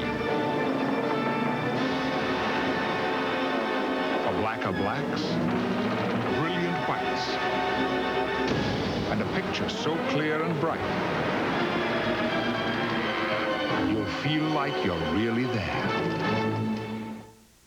The Fighting Illini battle Big Ten rival Michigan. Fresno State tackles BYU, or key games in the South and Pac-10. All next Saturday on ABC Sports. A look at action in the SEC this afternoon. The important score and the most, well, surprising one maybe. Auburn 38-35 winners over Florida. Auburn unbeaten in SEC play. Barker on first down, incomplete. He tried to hit his back. Chris Anderson in the flat, but it was broken up by Shane Burton. From the end zone, you'll see Burton, 84, get his big meat claws up there and almost held on to that thing. It was intended for Anderson, but again, they used some play action on first down, got away from the tendency of running. Didn't throw a pass on first until this half. A player down on the field, that's John Stevenson, the starting right guard for Alabama. Now, he's back this week from a knee injury suffered a couple of weeks ago against South Carolina. You can see the brace that he's wearing on his left knee. Watch the left-hand side of your screen. 69 right there, all the way to the left. It was Horace Morris that fell on his knee. 85, Horace Morris. You hate to see that. That is the knee's been having problems with. That offensive line, what are the strengths of this Alabama team? They did have some concerns at the left guard spot coming into this game. 11-14 remaining in the third quarter. Tennessee showing blitz.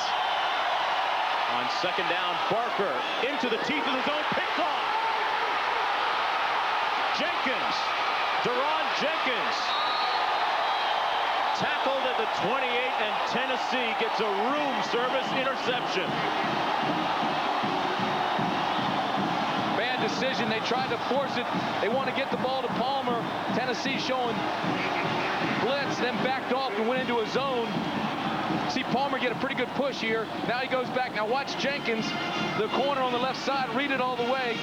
Bad decision by Barker because he had the safety Brown coming over. Jenkins was playing underneath, in and out, and makes the pick. Jenkins considered the best cover man in the secondary for Tennessee. One of the biggest improvements in Barker this year has been his decision-making on pass plays, but this is a very bad decision. He's locked on him all the way, never looks him off, and throws right into the zone coverage. That was room service, as you said, for Jenkins. And a penalty against Alabama on the play. For Jenkins, that's his third interception of the year.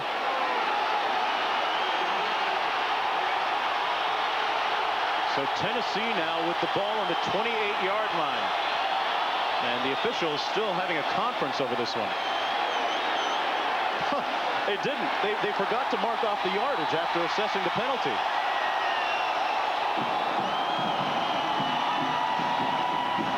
And Gene Stallings singing that popular refrain from Marvin Gaye's song, "What's Going On?"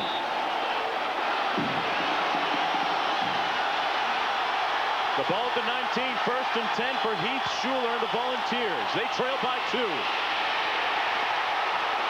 The Tide defense swarming, tackling Charlie Garner on the play.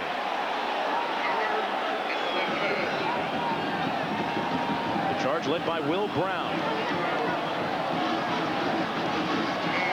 That penalty was for holding at the end of that interception return. That's exactly right. That's the key. It was at the end of the play.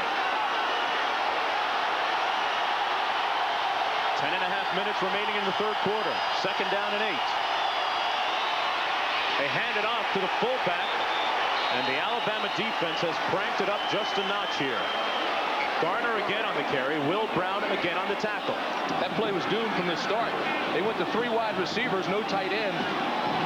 Made it look like pass, gave it to Garner, but Garner was stumbling right out of his 3-point stance.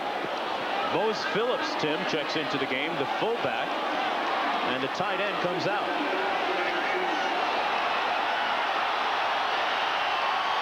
Tennessee with 4 receivers in. Garner the lone back. 3rd and 8.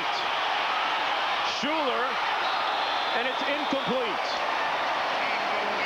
Sam Shade, the strong safety, got a piece of the ball and tipped it incomplete. The pass was intended for number 80, Billy Williams. Boy, this is a big-time play by Sam Shade. They were in zone coverage, read it all the way, and got his hand on the football. So in now comes John Beckwood to attempt a field goal for Tennessee from 34 yards out. He's 4 of 5 on the season. And it's out of the hold of Lance Wheaton.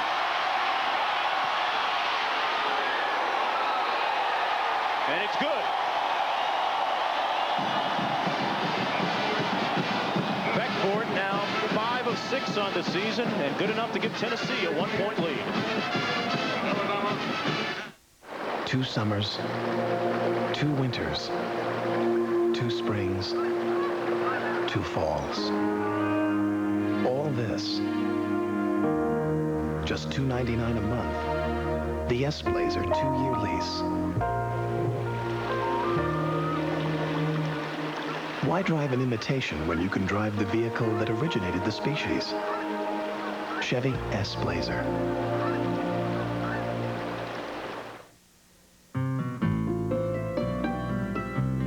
There are lots of reasons to buy life insurance. Here are 2 great ones. I'm State Farm Agent Mike Boyd. As the Goff family has grown, so have their life insurance needs. That's why we get together for family insurance checkups. I make sure to explain all the options, then they decide on the plan that's right for them. Ask your State Farm agent for a family insurance checkup. It's a great way to learn about life. Laura Glenn is being dragged down by a tough cold, but she's about to break free with an effervescent rush of relief. Alka-Seltzer Plus cold medicine. Pills take time to dissolve, but Alka-Seltzer Plus is ready the moment you take it, rushing powerful medicines to soothe your aches, relieve your runny nose, free your breathing. Nothing rushes relief like Alka-Seltzer Plus. Back for the kickoff. That scoring drive by Tennessee. 4 plays, 12 yards, and the field goal by Becksburg after the interception. But Tennessee can't be happy about that. That's a great defense by Alabama to keep them just to 3 points when they're down that far with Shuler at quarterback.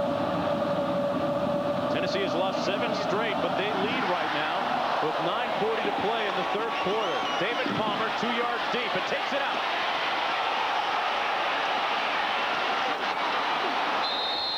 David Palmer dancing and tiptoeing his way out to the 24. Give me 20, guys. Talked about how big that defensive stand was, holding them to a field goal in that last one. Here's the big 3rd down play now. Alabama in zone. Go ahead and roll it, and I'm going to show you something. This is a big-time play by Shade. Stop it right there. Here's Shade. He's going to go over and get a hand on it. Garner's coming out of the backfield, was open. Here's the 1st down marker. Garner could have done it. Instead, Shade knocks it down. Great play by the safety.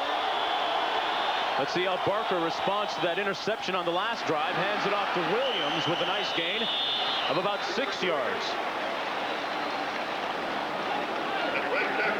Coach Phillip Fulmer, during that last time out and breaking the action, really read his offense the riot act.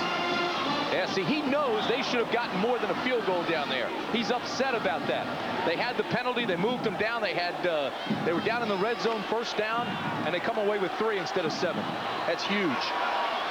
Needless to say, he still gets involved in the coaching. Williams over over the 30, met at the 32 and stripped, but no fumble. Scott Gallion led the charge that time.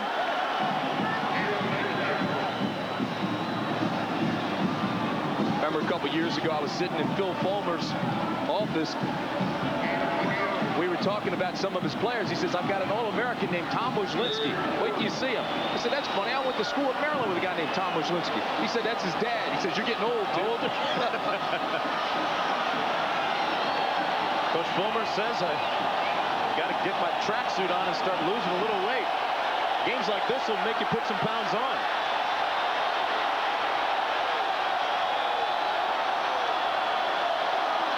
Third down and 2.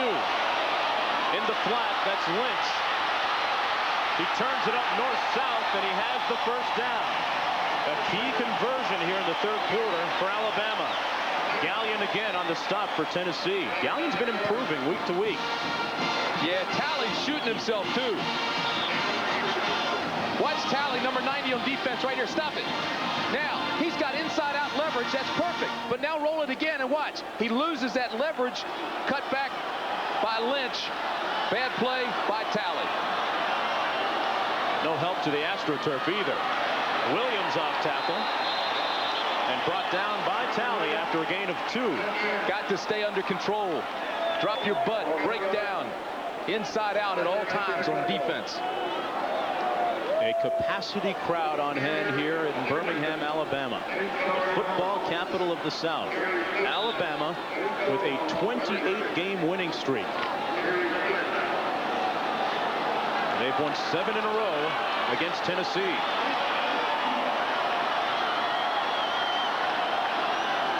Play action by Barker. Barker down at the 31. James Wilson with a sack, the 4th of the afternoon for Tennessee.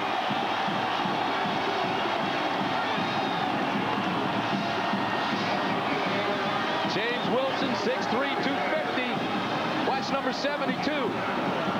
Locked into the block, freeze it right there. He's right here. He was being double teamed, still fights his way off. 77 Patterson gets in and gets his 3rd sack of the game. He now has 7 for the year. Sets up 3rd and long, 3rd and 15. They converted last time on 3rd down. Let's see what they do here. 3 receivers for Alabama. Barker downfield. Chad Key wide open. First down at the 47-yard line. Jay Barker, the picture of poise on that play. A pickup of 16 yards for Chad Key, who's been key a few times this season for them. This is a mismatch. Key is using that 6'4" height. Working against Jenkins, who's just 5'10". Get it up high. Let him pick it out. That is a mismatch size-wise. They ought to go back to that more often. He's a good-looking sophomore, isn't he, Key? Yep. The last time Jay Barker lost a game was November 3rd, '89. Lynch on the carry. And he loses it. And Tennessee could take it to the house. A huge break.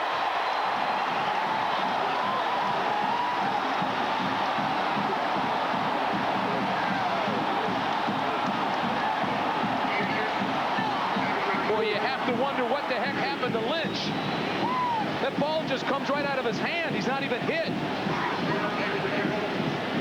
Watch this. Here comes Lynch, 45. Gets a big push by the offensive line. Cuts back. Here's the hole. Now watch. He just loses it. He's not even hit. It comes out. Jenkins picks it up. And I think almost stunned. Alabama players just stopped. Look at this. They stop. Jenkins breaks loose. I don't think Jenkins could believe it came right to him either.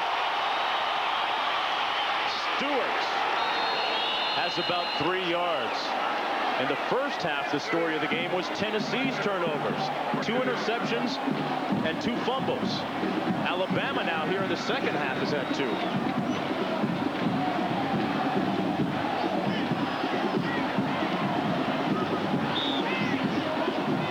We have 5:42 remaining in the third quarter. Jenkins with a key play. Lynch a key turnover for Alabama.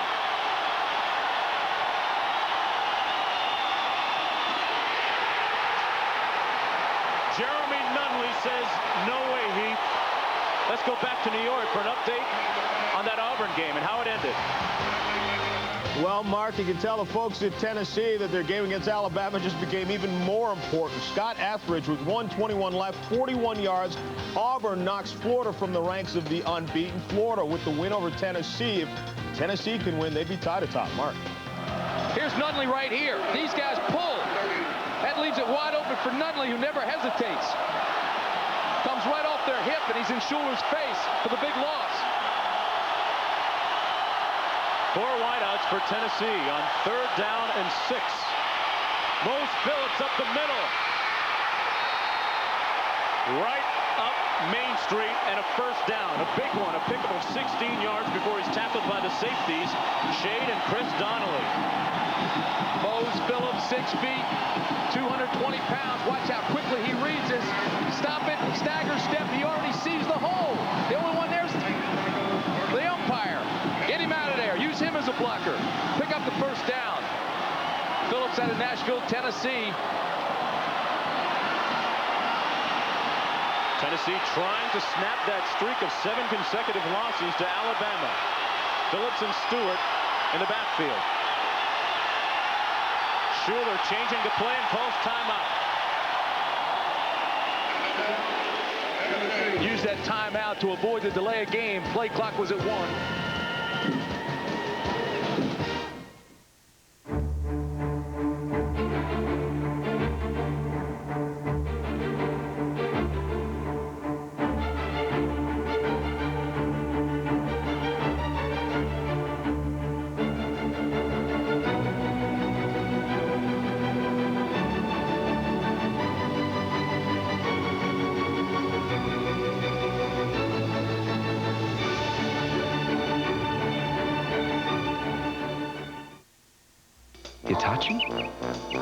They make those little chips. They're in everything. They make things run. Hitachi makes semiconductors and 20,000 other memorable products. Hitachi. And now for something different. New Domino's Thin Crust Pizza. A crispy, crunchy crust pizza. It's a whole nother taste in a whole nother way. All right. Put that snap back in your life and always get something for nothing when you call Domino's. No, you haven't seen this before.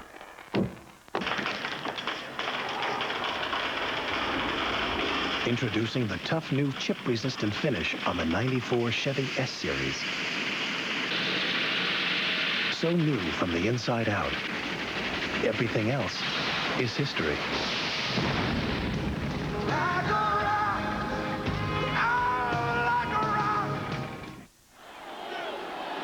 CFA College Football on ABC Sports, brought to you by Chevrolet Trucks, the most dependable, longest-lasting trucks on the road, and a 25th anniversary diamond for a brilliant celebration of your loving marriage. 1st down and 10 for Tennessee. The Vols lead 10-9.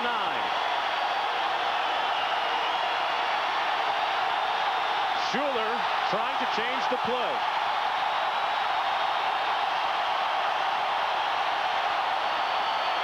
Stewart cutting back. Stewart rolling all the way down to the 1-yard line. An amazing run by James Stewart. He broke about 3 tackles on the way down there. Take a look at the blocking up front. Stewart follows it big, cuts back, and then in. The linebackers have already run it over. Rogers, 52, overran the play. The safeties have to come up and help out. Tommy Johnson, the cornerback, finally wrestles him down, but this is a big-time run by James Little Man Stewart.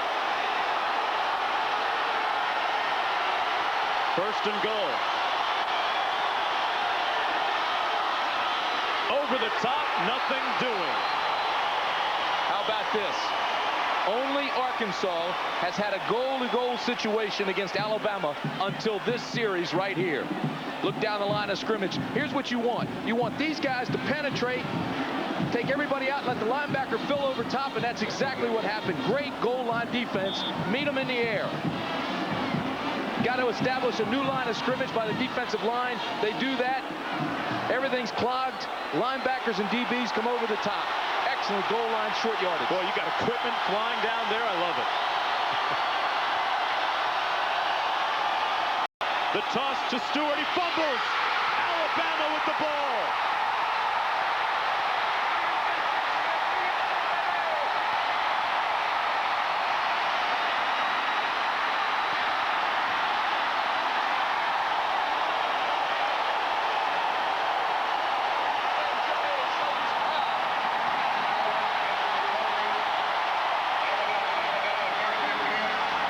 Shannon Brown recovered the fumble.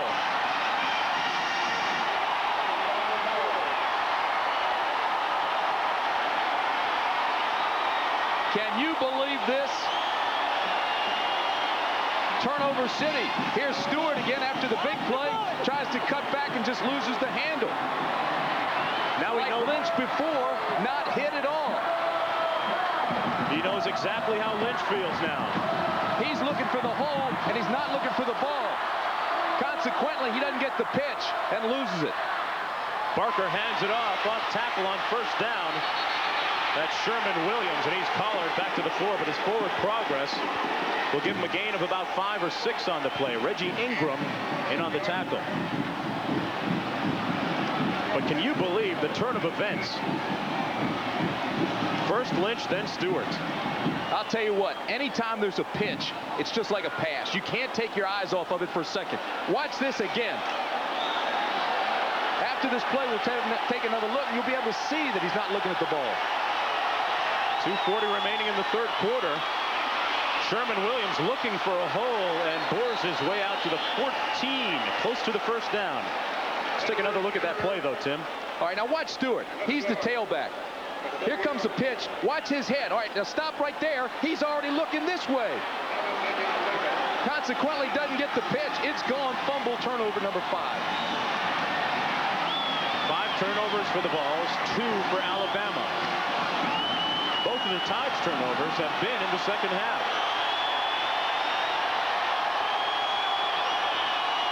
Terrence Lynch, who fumbled on his last carry, gets the first down that time. And he had both hands on the ball. I was just going to say, Terrence Lynch wrapped that thing up that time.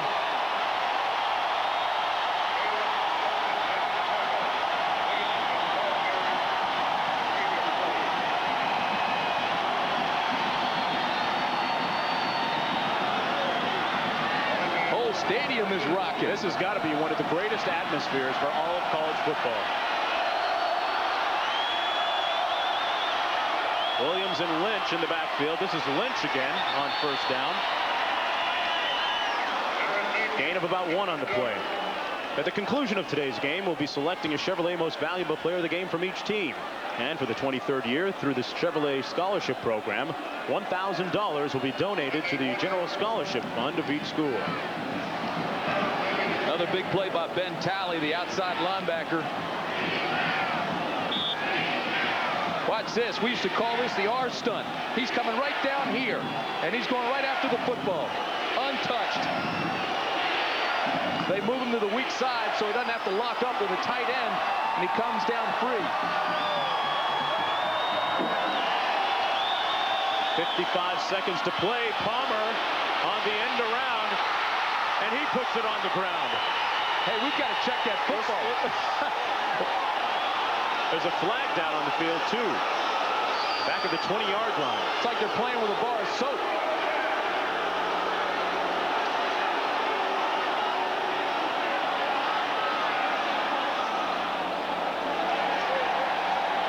It's ruled an incomplete pass.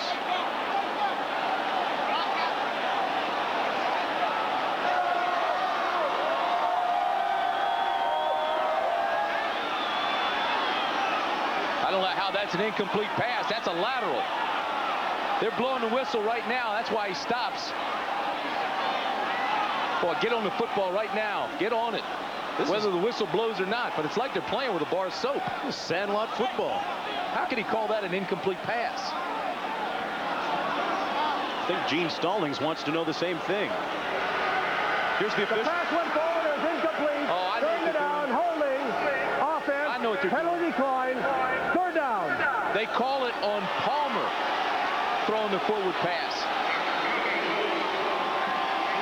Oh, I don't think he meant to. Did he? Here comes Palmer. Now watch this. Yeah, I guess he did. That's not a pretty one. That's weird. I'm not sure. 49 seconds to go, regardless, in the third quarter. Barker threw behind his intended receiver, Chad Key. He never seemed to get set in the pocket, Tim. No, give that incompletion to Ben Talley. Ben Talley was coming down. He had already gotten to Barker a couple times. Barker can feel him and then releases before he wanted to. You could almost see the hesitation there in his pump fakes. Boy, Wilson was right back with him, too. Wilson and Talley.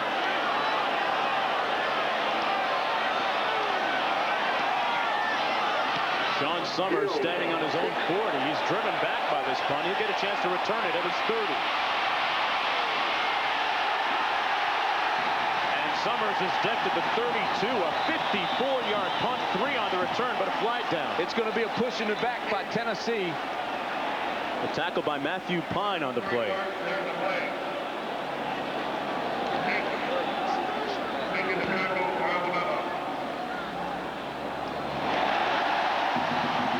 Against Tennessee. Watch the left-hand side of your screen. Here comes the push in the back right here. On the return. Illegal block in the back. Receiving team. 10-yard penalty. First down. Oh, tomorrow night on ABC, it's America's Funniest Hour, starting at 6 Central Time. Then see if Superman has met his match on Lois and Clark, The New Adventures of Superman. And fall in love all over again. Julia Roberts and Richard Gere starring Pretty Woman. The Sunday night movie tomorrow on ABC. Nothing pretty about the last few minutes of play. A couple of fumbles by both teams. Garner up the middle. A gain of about 5 on the play as time winds down in the third quarter. 20 seconds to go. Alabama with a pair of turnovers in this quarter. Tennessee with a more crucial one down near the goal line. Beginning of this game, we talked about how evenly matched these two clubs are. 10-9 indicates that's the case. That's the end of the third quarter. Alabama players holding up 4 fingers, but hey, Tennessee has the lead. We'll return with more action after this message and a word from our ABC station.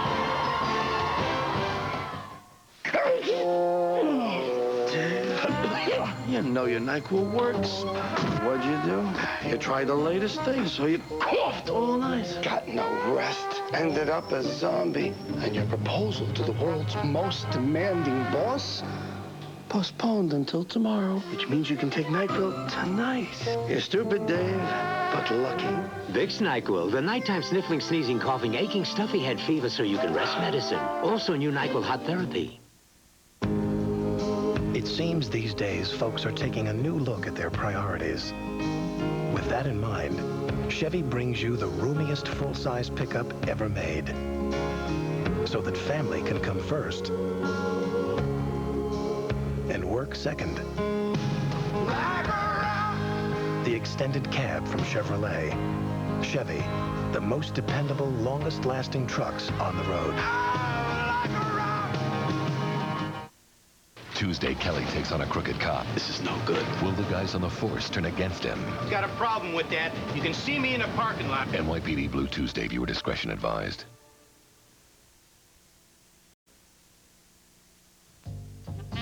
It's as practical as your favorite pair of jeans. And as cost-conscious as you were on your first date. As reliable as your grandfather's pocket watch. And as useful as your earliest form of transportation. And it's as widely recognized as our most famous citizen. Blue Cross and Blue Shield for the health insurance of your life. Relationship banking from AmSouth. Once upon a time, a man needed a car loan. For no ordinary car, mind you. He wanted a '57 Chevy. Instead of looking for ways not to lend him money, we looked for a way to lend him money. If you need a loan and you need lower payments, you need a special kind of relationship. You need a special kind of bank. AmSouth Bank. The relationship people. Join Mike Dunn tonight on Action News Weekend.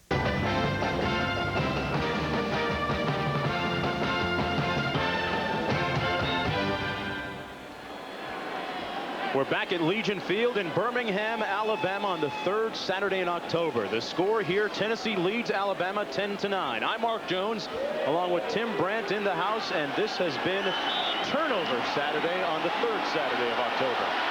7 in all in the game. 5 by Tennessee.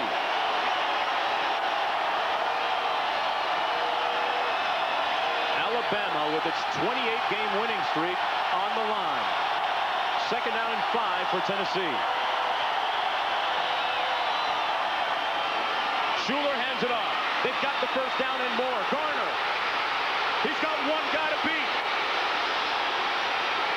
Chuck Garner scores a touchdown.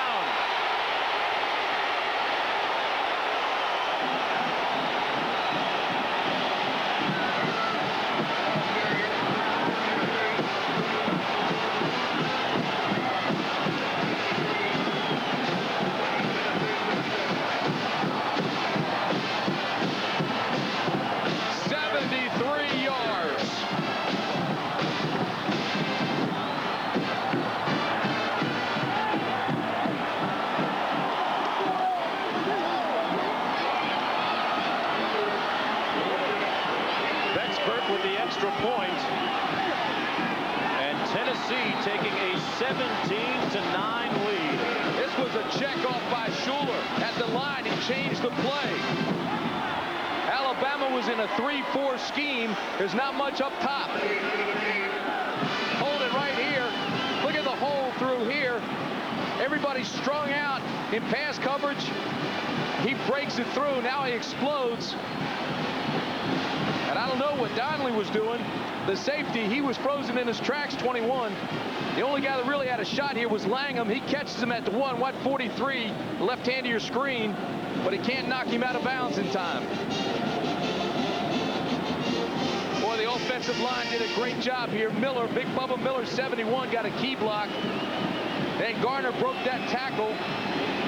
Look at Donnelly, 21, the safety.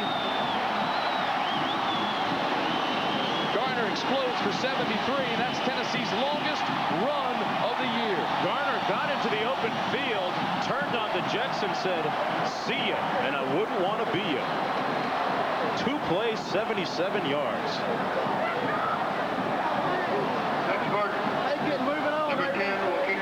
You'd have to go back a long ways to remember the last time that Alabama not only trailed, but trailed this late in the ballgame.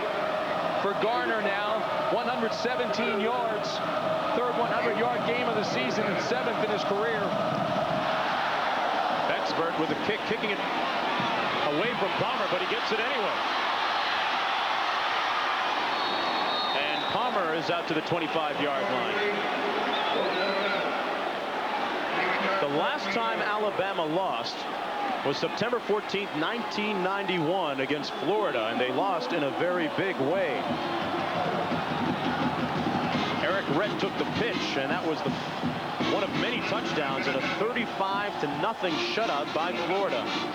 That was September 14th, 1991. All right, let's add another footnote to that. The Volunteers of Tennessee last win over Alabama was 1985. It's been 7 in a row. Lynch, the only tailback for Bama. Barker under pressure and sacked back at the 26 by Horace Morris.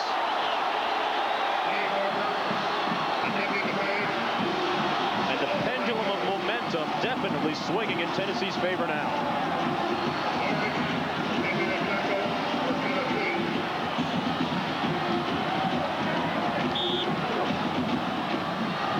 See the time remaining in the fourth quarter. A loss of 8 on first down, second down and 18.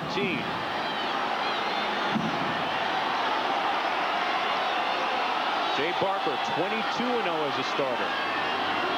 He hasn't lost since high school. 3 receivers for Bama, but Barker has to scramble. Throws back across his body, incomplete. Intended for Tottering Malone.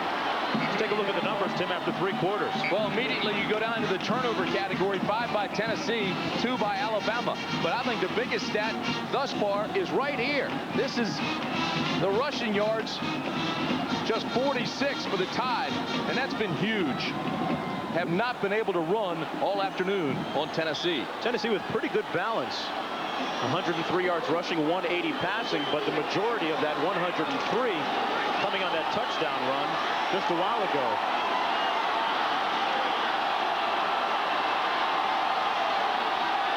Third down and 18. More heat. Lynch short of the first down, and the Tennessee defense is stepping up and taking this thing home, or trying to. Raymond Austin made the tackle. You know, the last time Alabama trailed in the 4th quarter was 1992 against Mississippi State. Number 12. And look at the discrepancy in total yardage. Brian Deal into punt. He's standing on his 18. Sean Summers is on his own 27. A high but short punt. And he shanks one.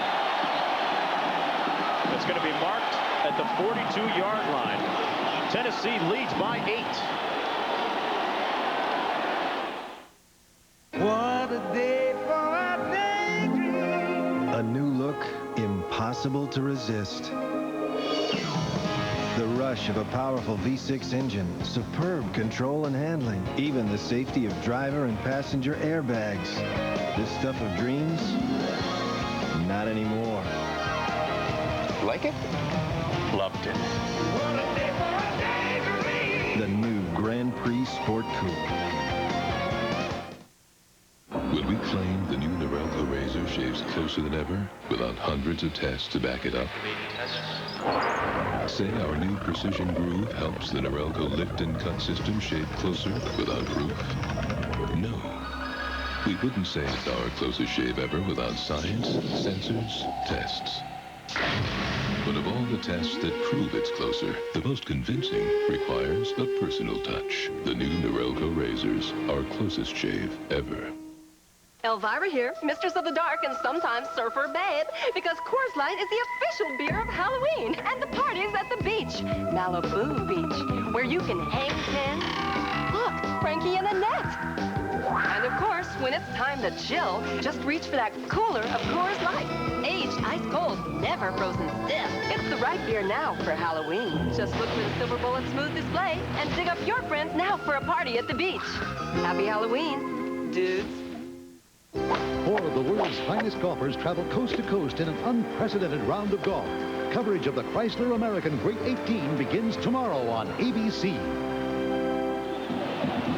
During that last time out, everybody's coach of the year last year, Gene Stallings, burned that official's ears with a few comments. Tennessee with the ball, they lead by 8 points. 13-10 to go in the 4th quarter. Play action by Shuler, staying aggressive, tries to throw and runs. Shuler with a pickup of about 7 yards. He wanted to pass that, but everyone was covered. See, that's what makes him so dangerous. He can run, he can pass, he can do it all. Here he reads and everybody's coverage. Shade stepped up and took the back out of the backfield. That's where he was trying to go. So he just tucked it away. And he's big and strong, 225 pounds.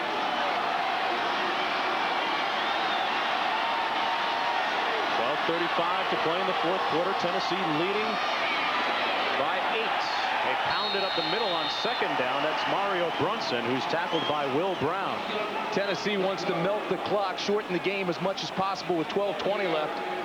Heath Shuler's thrown only 5 passes in the 3rd quarter. They were all incomplete.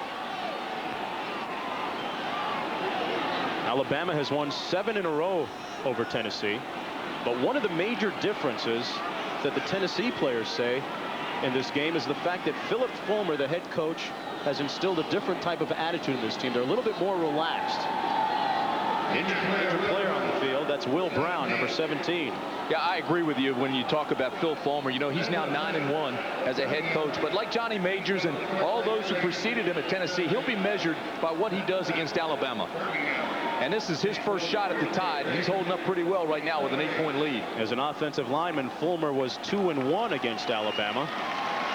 He was an assistant coach at Tennessee for 13 years, so he's been involved in this game for a long time.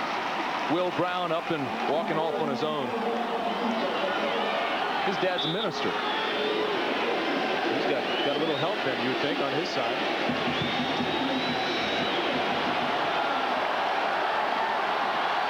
I wouldn't be holding up that index finger quite yet. 12 minutes to play on 3rd and 1. And Garner gets the first down for Tennessee off tackle. Charlie Garner, who scored a touchdown on his last carry, gets the first down there.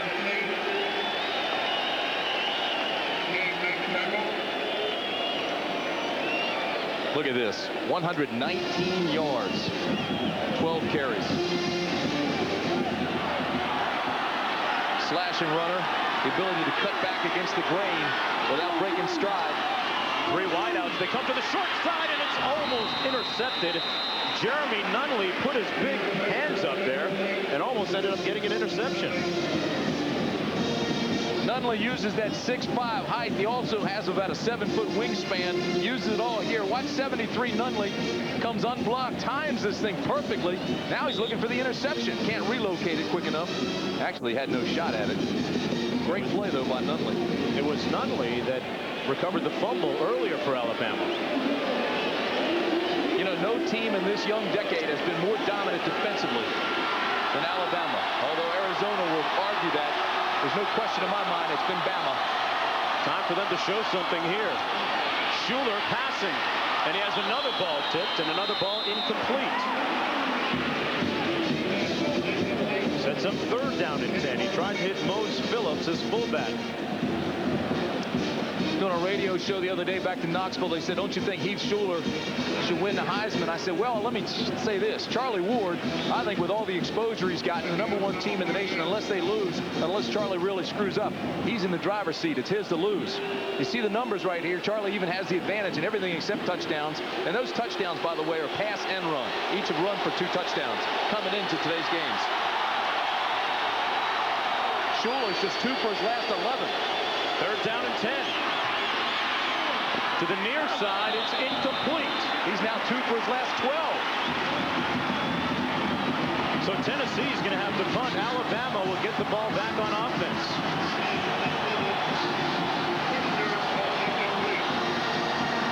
Shuler, unlike last season, though, where he would have become rattled, still fairly poised here. Amazing. They want to melt the clock. I know they want to shorten the game, and yet they're throwing the ball, and the incompletions stop the clock. They didn't use much of it. Tom Hunton punting from his 38. Picks it away from Palmer. Palmer calling for the fair catch. And this one doesn't even land inside the 20-yard line. It's at the 22. A 25-yard punt. Bama losing by 8.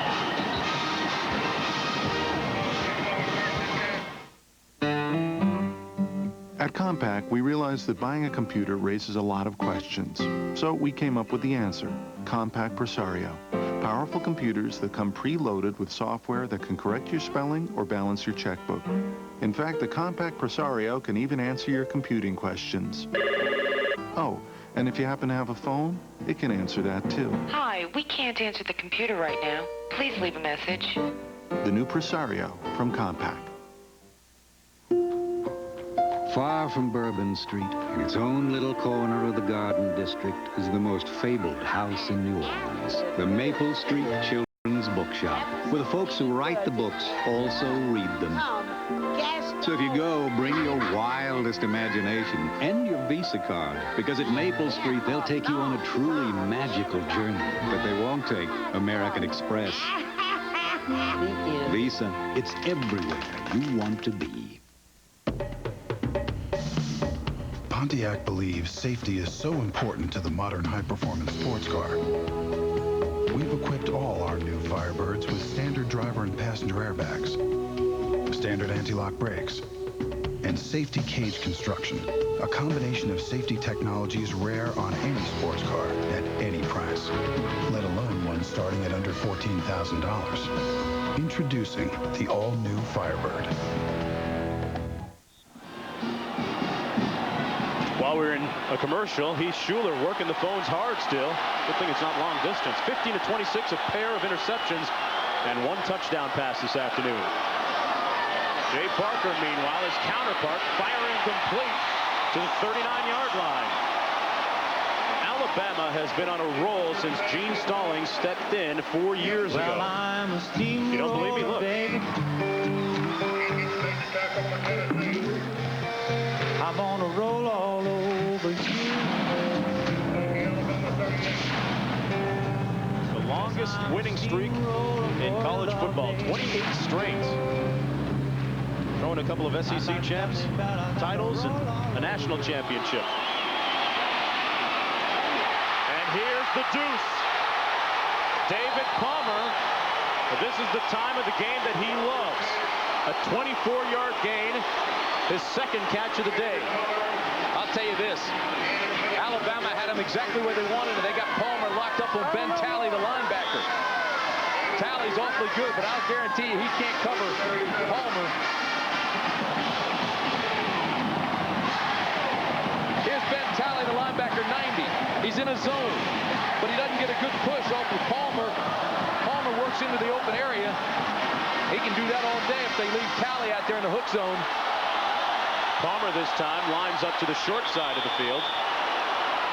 That guy crosses your face like that. If you're a linebacker, you've got to put him on his back. If you're within 5 yards like he was. Jay Parker going to talk it over with Gene Stallings. Hold on. I don't just overnight the package. Yeah, sure. Overnight it. Might as well overnight it. Overnight this. Overnight that. Overnight. Overnight. Sometimes overnight is overkill.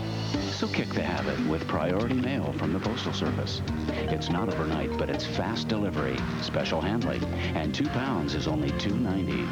Good morning. Thanks. When overnight is overdoing it, remember, we deliver for you. Call and we'll start today.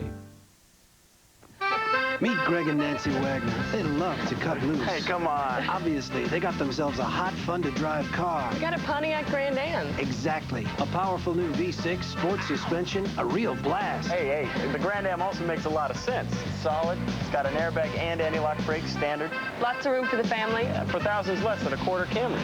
So that fun Grand Am was also the smart car to buy? Can you beat that? Nope. We are driving excitement, Pontiac. Start saving $300 a month when you're 23, and you could retire a millionaire. Start at 30, and you might reach 600,000. At 40, about 200,000. Which is why you need Prudential's Financial Assessment Program. A personalized computer analysis of where you are, where you want to go, and how we can help. Because nobody plans to fail. They just failed to plan.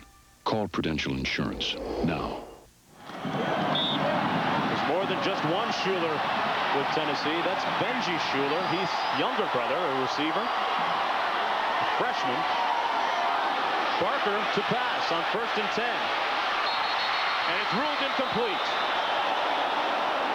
Boy, that's one that Barker wished he had to throw over again. Williams was wide open, and he knows it. Barker feels the pressure and gets outside. Look at this now. Hold it. There's nobody within 10 yards of Williams. And he picks it off the turf underthrown. It's awfully close, though. Oh. Call was made immediately.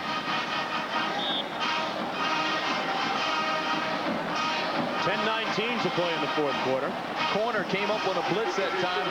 That's where Williams worked into the open area. Lee in motion. Palmer is split wide. A screen pass to Sherman Williams. Gets a nice kickout block, and he's down to the 30-yard line. He's about 3 shy of the first down, though. Tennessee's got to get some flood control. There's nobody on the outside.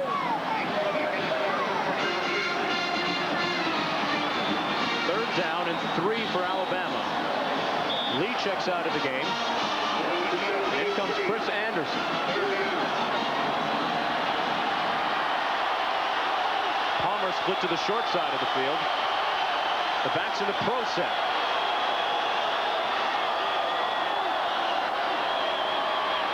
Play action by Barker. And David Palmer makes the catch and wrestles his way down to the 21. First down, Alabama. 10-yard pickup by the Deuce. That's a great-looking play. Anderson and Key both went to the left side, and that's where Barker looked. Then with the throwback to Palmer, had him isolated one-on-one. You know, one thing we've seen Palmer do this afternoon, Tim, is break a couple of tackles. Gives you the feeling that he's deceptively strong, although he stands only 5'9".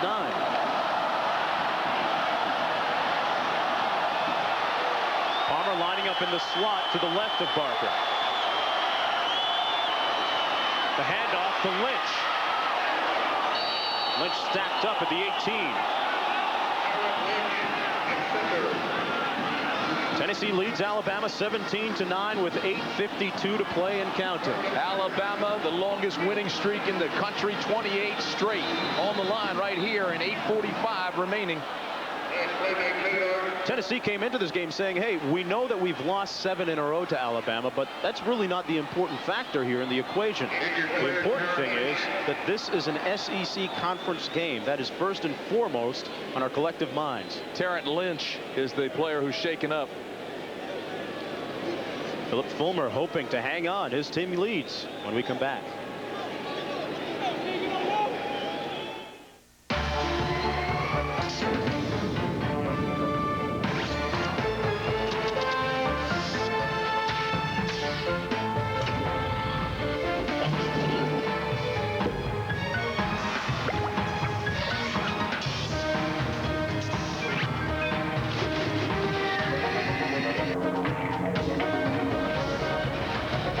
DeskJet printers from Hewlett-Packard. It's easy to make it happen.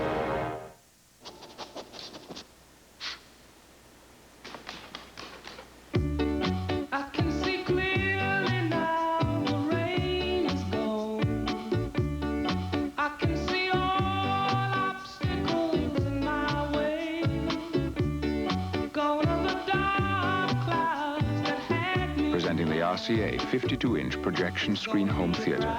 It's bigger and brighter than almost anything out there.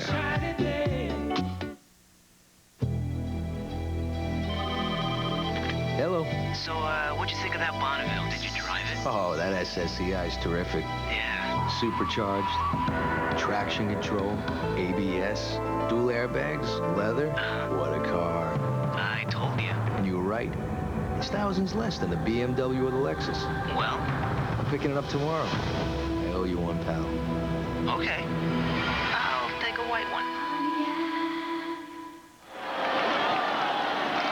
Back at Legion Field, Tennessee leading Alabama. That's Terrence Lynch, the first-string fullback. Shaken up. They're looking at his leg. Hope to get a report from you soon. Barker. Into the end zone, wide open. Incomplete. Kevin Lee had a step on the defender. And it may have been just a touch overthrown. Underthrown, pardon me. Ronald Davis raising his arms like it was great coverage, but he was beaten. Hold it right here. Here we have the lockup. Now let it roll. I'm even. I'm leaving. He's by him. Hit him right now. Davis is beaten, but Davis does recover enough to get his hands in the way. I don't know if he touched it or not. Lee probably still should have had that ball. That was well thrown. Third down and 8. We'll see what Jay Barker comes back with.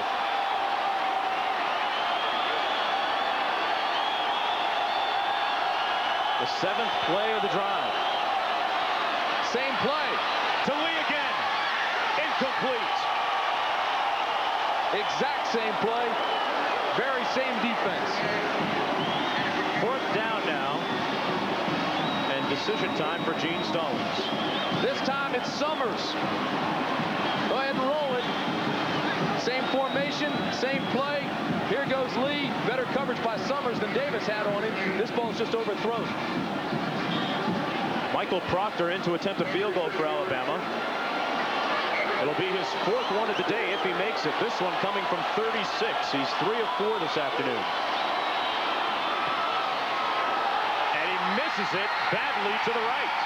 That wasn't even close. This is no good.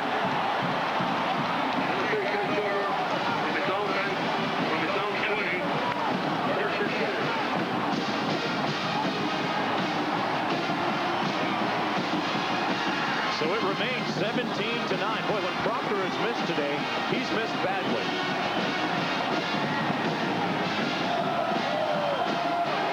Next Saturday, ABC Sports presents exciting regional coverage. Most of you will see number 2 Alabama roll into Mississippi. Illinois takes on Michigan. Fresno State takes on BYU, plus other regional coverage.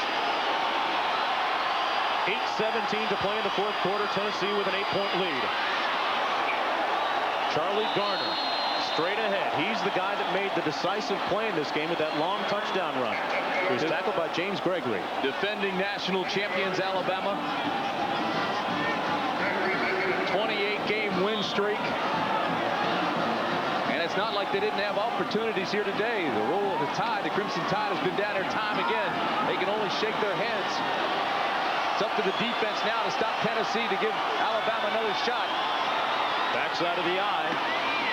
Handoff to the fullback that time. That's number 44, Mario Brunson. Known more for his blocking abilities, but that time he carries it. 7.5 minutes to play. Keeping guys focused after the national championship season is a job that coaches have done well.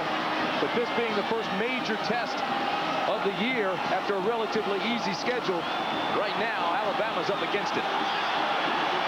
A big 3rd down attempt here for Tennessee. 7:10 to play. 3rd and 2.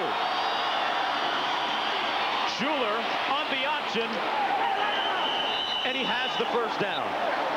Tackled by Michael Rogers. There we see the great running ability of Shuler, but his arm seems to be a little sore after that play. Lamansky Hall, the outside linebacker, got cut off. He had responsibility for Shuler. Watch number 11.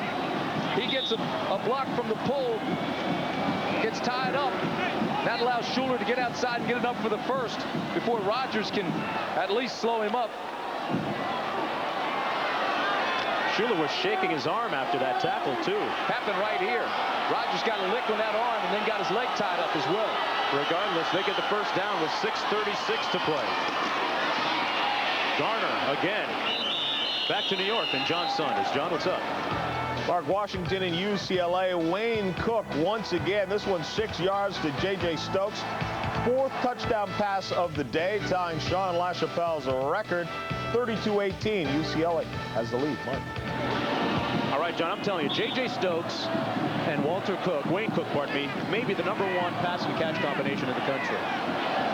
You know, Shuler picking up that 1st down. That's only the third down conversion Alabama has allowed in the 4th quarter this year. Time for the Tide defense to stand up. And they do in a big way, sacking Shuler. Brown, the nose guard, with a key play and a loss of 7 on the play. Watch Shannon Brown. He does line up right smack in the middle of the formation. And when the guard pulls and Bubba Miller, the center, pulls, Brown had an open gate. Now, stop it right there. Here's Bubba Miller. The center has already moved out. All right, now roll it.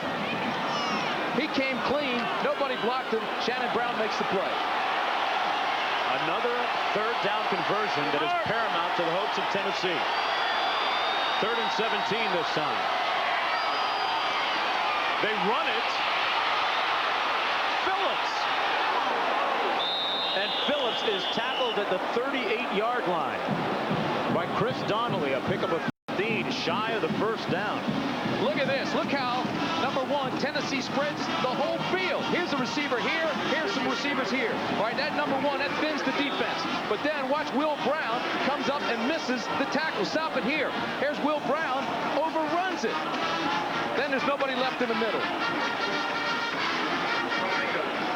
Not enough for the 1st. It'll be 4th down and 2. David Palmer standing on his own 23. He has 4 career touchdowns off of punt returns. And a great punt. He calls for the fair catch at the 23.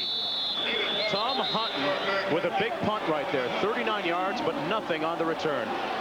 Tonight on ABC, Billy Crystal, Meg Ryan ruined a wonderful friendship by falling in love. Well, that's subjective.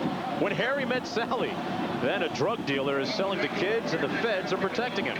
On an all-new commish tonight after the movie on ABC. Big story here, Tennessee trying to snap Alabama's nation-leading 28-game winning streak. Obviously the biggest drive of the game for the year for Alabama. Barker to pass on first down. Almost intercepted. He tried to hit Kevin Lee in the seam, but it was almost picked off by Ronald Davis. He's the guy that says not many guys can beat him one-on-one. They tested him there. It'll be second down and 10 for Bama. Jay Barker 22-0 as a starter.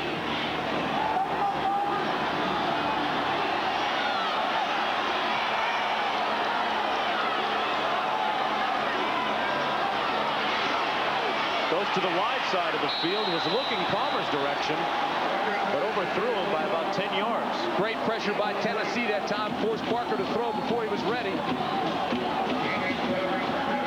Everything starts, Corey Stone, 98's coming, he gets doubled up, but then Barker can feel the pressure coming from the outside from Wilson, so he actually has to throw before Palmer even made his break. Barker just 2 of his last 7, Tim. And a big third down conversion attempt coming up here for Alabama.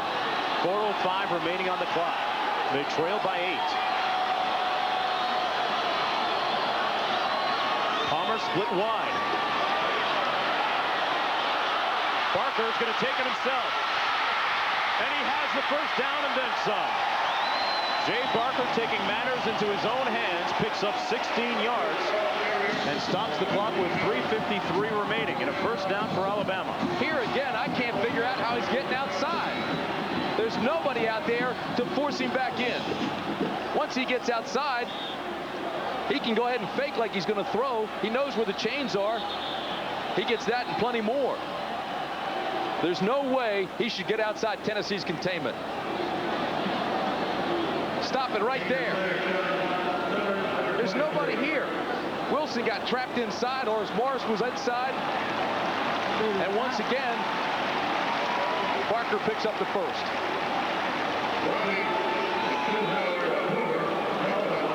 We have a player shaken up. That's number 23, Sean Summers, a backup left cornerback for Tennessee.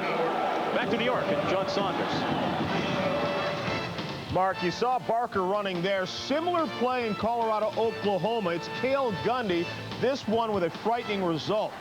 Gundy out of the pocket, chased down by Sam Rogers, and his head hits the turf as he's tackled. Did not get the arm down. He's been airlifted to the hospital. He is conscious, but he does have a concussion. Colorado leads 20-10. Back to you. Okay, back here on 1st and 10, Barker fired incomplete for Kevin Lee. He overthrew him, threw it just a touch high. 3:43 remaining, Tennessee leading by 8 points. Let's remind everybody that Auburn defeated Florida, so a win here for Tennessee, if they can hang on, would be a big lift for them.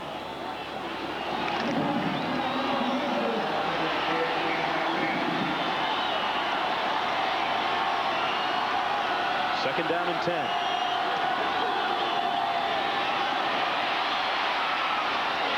Complete to Lee. Kevin Lee down to the 33-yard line. First down, Alabama, but a flag down at the 35. Bring it back. I think it's going to be holding against Alabama. Doing everything they can, it is, to protect Barker.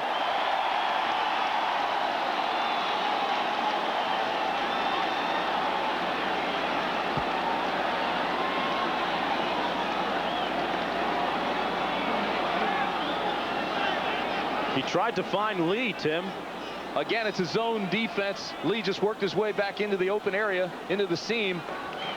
Nice pass by Barker. Offense, 10-yard penalty, spotting a ball. That's huge. And remember, the holding is marked off from the spot of the foul. So it moves Alabama all the way back to the 25. The injured player down in the field for Tennessee is the starting cornerback, Ronald Davis. He's taken off his right sneaker and is going to the sidelines. This will be second down and 24 yards for the first. You saw the look on Gene Stallings' face, shaking his head in disbelief. John Stevenson, the right guard for Alabama, talking to the umpire. Tell him, wait a minute. I got locked up in there. I wasn't holding. Stallings has taken Alabama to 3 consecutive bowl games. Done an outstanding job with that program. Second and 24. Chad Key complete and now knocked loose. That'll be Alabama ball right there, rolled out of bounds. And ruled the completion, more importantly. Not enough for the first, obviously, but it does get him back to the 41. He picked up 17 yards. Raymond Austin made the hit on the play. I mean, Austin tagged him, too. Look at him. Look at Key is still feeling that hit. Chad Key, the sophomore, goes up and makes it the nice catch on the ball, but then turn. Here comes Austin. Woo! I tell you, that'll put your eyes up in your forehead and rattle your feelings. That was a rib shot. Slobber knocker. Barker 16 of 30, 1 interception, 230 yards. 3rd and 7. And he overthrows Palmer. Decision time, Tim. 3:17 to go in the ball game. 3rd down and 7. I think I'd go for it. Gene Stallings making that decision right now. And Chad Key, who had his bell rung on the last play, comes back into the ball game with the play. Alabama is going to go for it on 4th down. Their 28-game winning streak and their 7-game winning streak over Tennessee rides on this play. 4th and 7. Barker wants to do it himself, but he won't make it.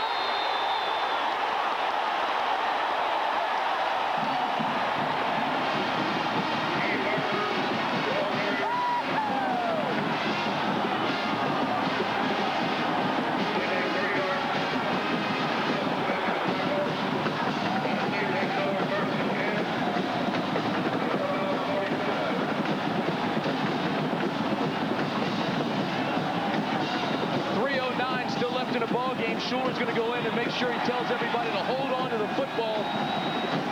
They want to melt the clock.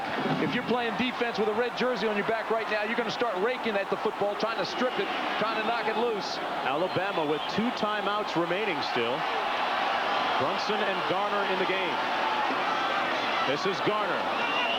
2 hands on the ball, and Alabama signaling for one of its timeouts. All right, that means Alabama has 1 left.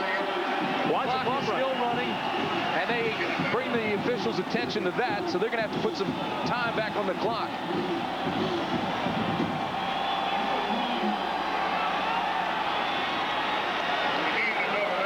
Not many cards left in Gene Stallings' hand.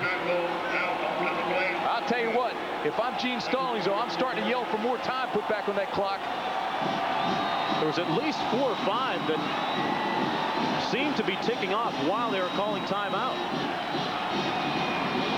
No question in my mind, they called timeout way before 2:55 remaining. That's not supposed to happen at home either. I'll guarantee you Rob Gilbert, the referee, is going to take care of that right now. That's the timekeeper. The clock shows 2:55 remaining. So they'll probably wind it back to around 3 minutes. I thought there were 3:04 left when he called timeout.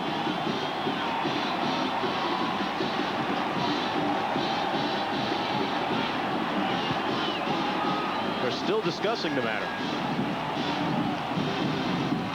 Jay Barker decided to run it on his own to try and make the first down, but he didn't make it. Keep in mind now, what you see on the scoreboard is not the official time. The official timekeeper's on the field. This says 2:55. Second down and 8 for Tennessee. Shuler hands it off again. And it's stacked up again. Garner the runner. A host of tacklers led by Nunley for Alabama.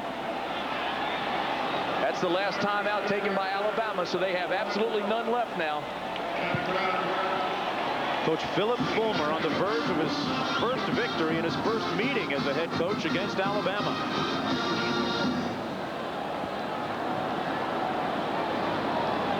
Coming up after the game, the Thrifty Car Rental postgame report with all the scores of a very busy Saturday afternoon in college football. And it's been an exciting one here at Legion Field in Birmingham, Alabama. All right, the time on the scoreboard is now official. So it'll be a third down play, and there is now 2:50 left in the ball game. Third down and 9. Barker would love to get back on the field and have another opportunity. But that rests with the defense right now for Alabama.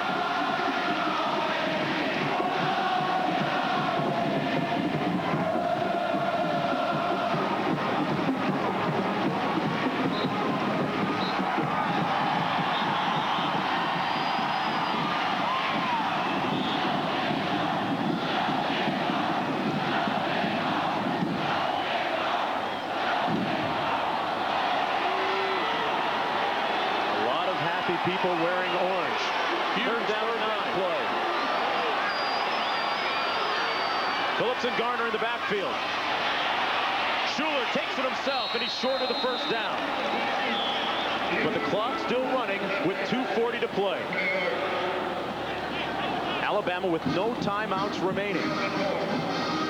No way to stop it.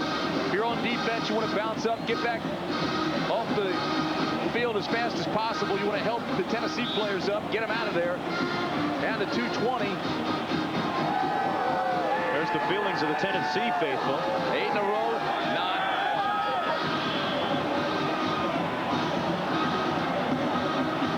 Clock still running.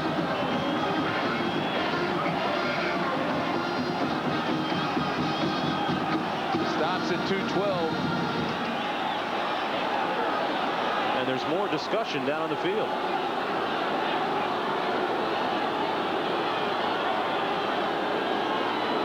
Tom Hutton is standing on his own 47, getting ready to punt.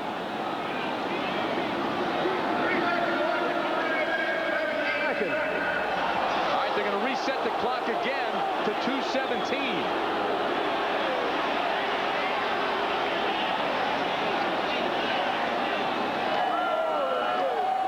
Sitting down in Knoxville right now saying, what are you talking about? Put more time on the clock. We're trying to get it off. We've had 2 discrepancies now this late in the game with the clock. Stallings hotter than July as a result. He's upset because they won't come talk to him. Would you?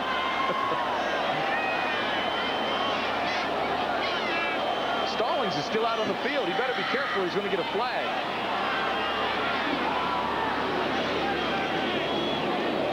Hutton standing on his own 44. The clock running. Look at this. He's on the field. And the whistle blows. A delay of game penalty against Tennessee, and they'll back it up. That takes a game clock.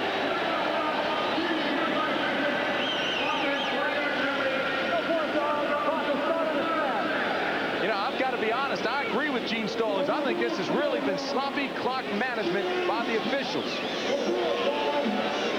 Questionable at best. We saw discrepancy earlier with about 3 minutes to remain in the game, and they did not put that time back on the clock. Hutton, the lefty, high, and Palmer calling for the fair catch at the 18. All right, folks, here we go. 1:44 to go. No timeouts remaining. Jay Barker with the last gasp effort for Alabama. Not only does Alabama have to score, but the Tide has to go for 2, and that's something they haven't had to do all year. They have not attempted a 2-point conversion this year. Alabama in a very unfamiliar position, trailing this late and trailing period. They practice this every single day. The hurry-up offense, 2-minute drill. 4 wideouts for Alabama. 1:44 to go. He throws a short one to Turner. Can't get out of bounds. Got to get him up to the line. And the clock will stop just to move the chains. Talley making the tackle for Tennessee. 1:36. They move the chains to put it back in play. And already Barker has the offense at the line of scrimmage. Palmer split to the short side of the field. 4 wide receivers again for Alabama.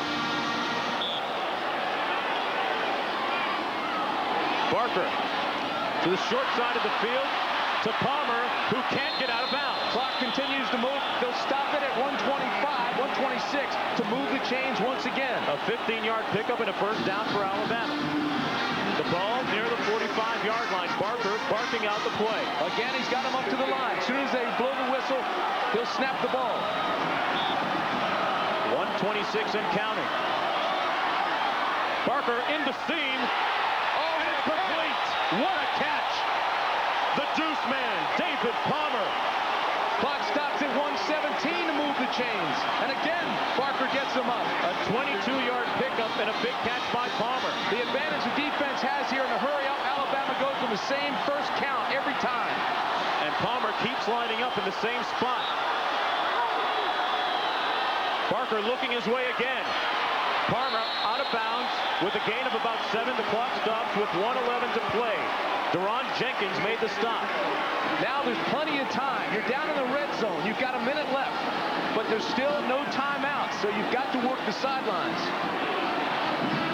You don't want to change your rhythm, though. You want to keep the upbeat pace. Alabama has moved the ball from its own 17-yard line down to Tennessee's 26 in less than a minute. If I'm on defense, I got to locate Palmer right now. Here he is. They trail by 8, 1:11 to go. Barker under pressure. He tries to get rid of it and is sacked. And the clock runs with 1:01 to go. George Kidd making the tackle that time for Tennessee. Less than a minute to go. Barker calling out the play. Palmer in the slot to the left of Barker. But he comes the other way to Lee, who steps out of bounds at the 18-yard line. That'll stop the clock again. I'll tell you this. Tennessee should have been called for 12 men on the field, and they weren't. The side judge missed it. 46 seconds to go in the game. Alabama trails by 8. Kevin Lee picking up the first down. And Alabama in very good field position with 46 seconds to go. Tennessee was trying to get a player off the field. He never got off in time. Palmer lines up in the slot to the left of Barker. Barker looks right over the middle. No flag. There was some contact. Lee got bumped when the ball was in the air. Look at Gene Stallings is down at the 20. Take another look at it. Top of the screen. Isolation. Here he is. See what kind of bump he gets from Jenkins, number 18. There's the shove. Incidental contact. That's a good no call. Good no call. Stallings doesn't like the call. They moved the ball 64 yards in just over a minute. 40 seconds to play. They trail by 8. Barker has the ball tipped, it looked like, near the line of scrimmage, and it's incomplete at the 12. The clock stops with 35 seconds to go.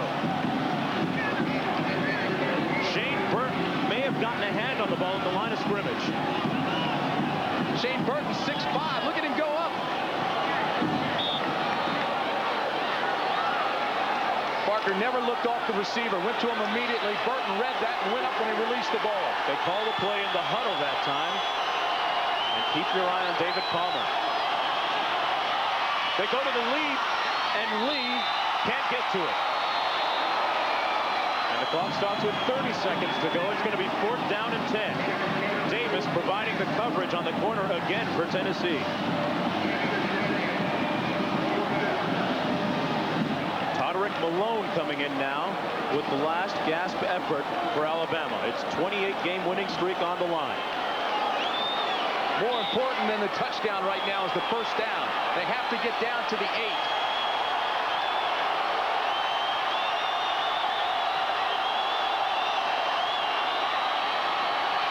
He got it. He got it. Lee stopped at the 1-yard line. 23 seconds left. Clock stops again. They move the chain. Barker's got to get him up right now. He's got to go to the clock play and just down it. They want to stop it. Stallings signaling to ground the ball. That's the clock play signal. He's got to step up and just throw it down. They're 6 inches from the end zone. And confusion down on the field. The whistles go before the ball is even snapped. I tell you, that was dangerous. Barker fumbled the snap. Before the snap, timeout, White. Tennessee takes a timeout with 23 seconds to go in the game. That surprises me. Alabama was still in a panic situation going to the clock play. This is a big, big play here. This was 4th down, remember. Kevin Lee with the reception. Worked his way open out of Mobile, Alabama.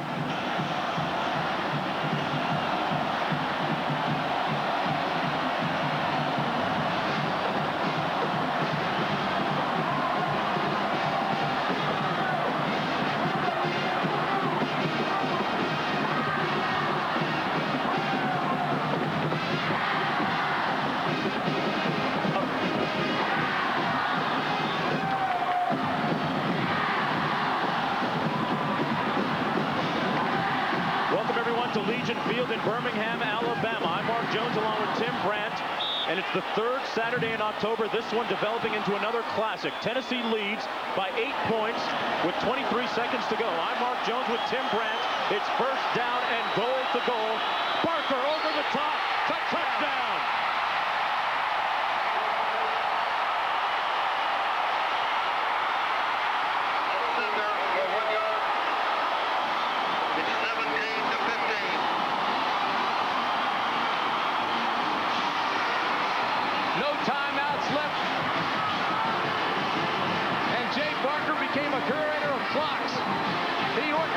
Terrific drive here and then capped it off with this quarterback sneak.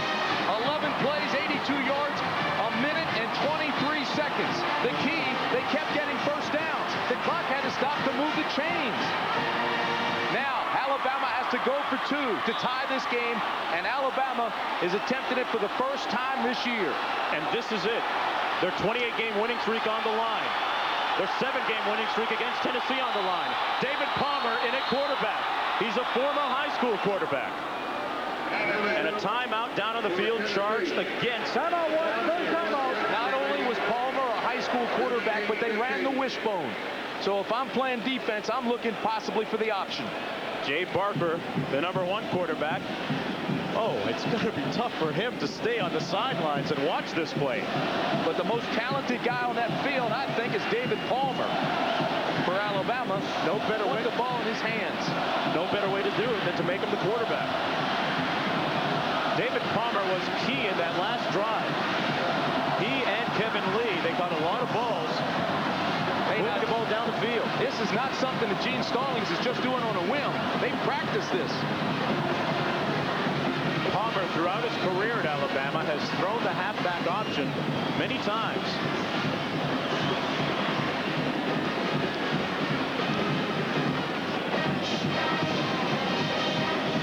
What a drive by Jay Barker.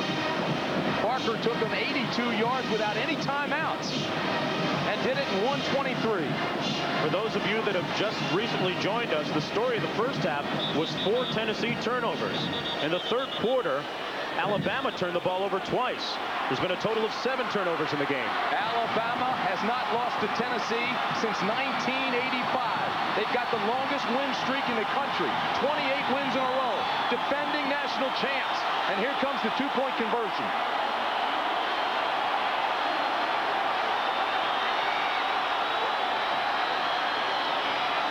Palmer's going to keep it. It's a tie game.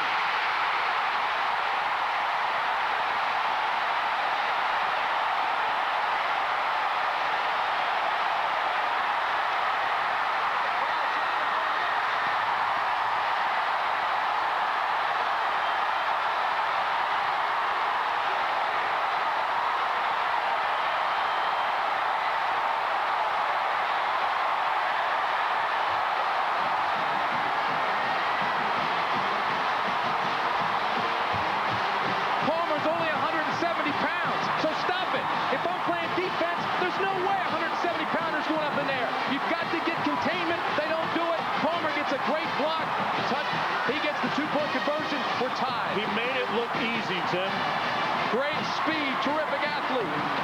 Look at the blocking on the corner. They just sealed everybody off. There's no way they can get a speed merchant like Palmer if there's no one outside. David Palmer leads the SEC in all-purpose yardage, none more important than these. This is a terrible breakdown defensively by Tennessee. There's no way Palmer's coming up the middle. You've got to believe he's coming to the outside on an option or a sprint.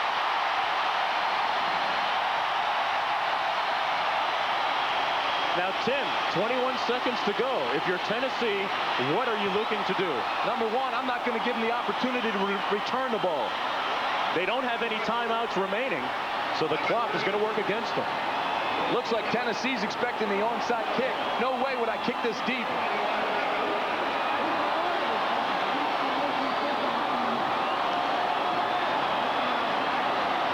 Look at this. Everybody's right here. If you've got a kicker that can pooch it, pop it up, that ball's live over here after it goes 10 yards.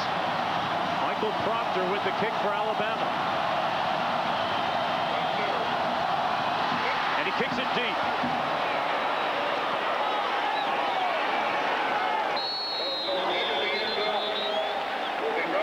We want to welcome those of you that are just joining us. Alabama and Tennessee are tied at 17 apiece. I'm Mark Jones along with Tim Brandt. Alabama has just scored on a 2-point conversion to tie the game at 17. And here's another look at it. David Palmer looked like magic. Palmer, the wide receiver, came in to quarterback. They took Barker out. He hit the corner, got great seal-off blocks, and Palmer with the 2-point conversion here, following a Barker quarterback sneak for the touchdown, and we're tied. Jay Barker led them on a march downfield covering 82 yards. Heath Shuler is 0 for 8 this half. 21 seconds to play. They hand it off. There's a flag down. This ball's going to come back because of holding against Tennessee. Mose Phillips with a pickup of 24 yards, but as you said, Tim, it is against the Volunteers. No question about it. They tackled Shannon Brown. 14 seconds to play for the Vols. Here's where they called it. They called it on Shannon Brown. Gets tackled in the backfield. Watch this. Boom. Tackle right there. Takedown. Looked pretty good, though. Let's take a look at the Jay Barker touchdown that put them to within 2. Straight up over top. It'll be 1st and 22, Mark, and again, Shuler has yet to complete a pass in this half. And the clock running. This could be the last play of the game. Garner. Time's expired. That's it. The third Saturday in October ends the same way it began, tied. What a classic.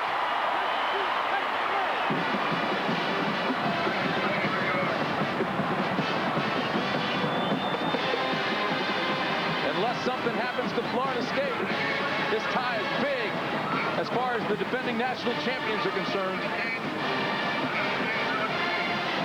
Mutual respect by Gene Stallings and Phillip Fulmer. The Chevrolet most valuable players of the game are Charlie Garner of Tennessee, 16 rushes, 126 yards. For Alabama, Jay Barker, 22 of 40 for 312 yards, a career high. Tim, final thoughts. Well, it was everything we thought it would be, but what a great drive by Alabama at the end. No timeouts left. Barker takes them 80 yards in 1:23, and then Palmer coming in at quarterback with his play to the corner and the breakdown defensively by Tennessee. This will be remembered as the definitive play of the 76th edition of the series between Tennessee and Alabama. It ends 17 apiece. For Tim Brandt, I'm Mark Jones. We hope you enjoyed it as much as we did. CFA College Football on ABC Sports has been brought to you by Pontiac and your local Pontiac dealer. We are driving excitement. Sprint, we've got everything you need. Local, long distance, and cellular to let you be there now. RCA, changing entertainment again. And Compact Computer Corporation. Monday night on ABC Sports, the Los Angeles Raiders are back in the hunt in the AFC West. Now, they have a mile-high meeting with quarterback John Elway and their division rivals, the Denver Broncos. This week on ABC's NFL Monday Night Football. This has been a presentation of ABC Sports, recognized around the world as the leader in sports television. A promotional fee has been paid to ABC Sports by United Airlines. Come enjoy United's renowned international service, non-stop to London's Heathrow from 6 U.S. cities. Come fly the friendly skies. Want to hear about the investment of a lifetime? It will make you smarter, help you get a better job, and enrich your life. It's as simple as ABC. It's never stop learning. Two pretty women, two great love stories, one funny romantic weekend. First, on Saturday, Billy Crystal, Meg Ryan, When Harry Met Sally. Then on Sunday, Julia Roberts and Richard Gere in Pretty Woman. Holy cow! When Harry Met Sally Saturday, Pretty Woman Sunday. It's one funny romantic weekend. It takes more than a good set of blueprints to construct a building. It takes a good, solid team of skilled labor and management working together to get the job done. It takes us, United Service, an alliance between Chattanooga craftsmen and contractors to assure quality construction and top-notch service. We've joined together to keep your project on time, within budget, and first class all the way. United Service, a partnership that works and keeps Chattanooga working. For your next project, make sure you've got us working for you. Natural gas, the choice of local home builders. When I build a custom home, whether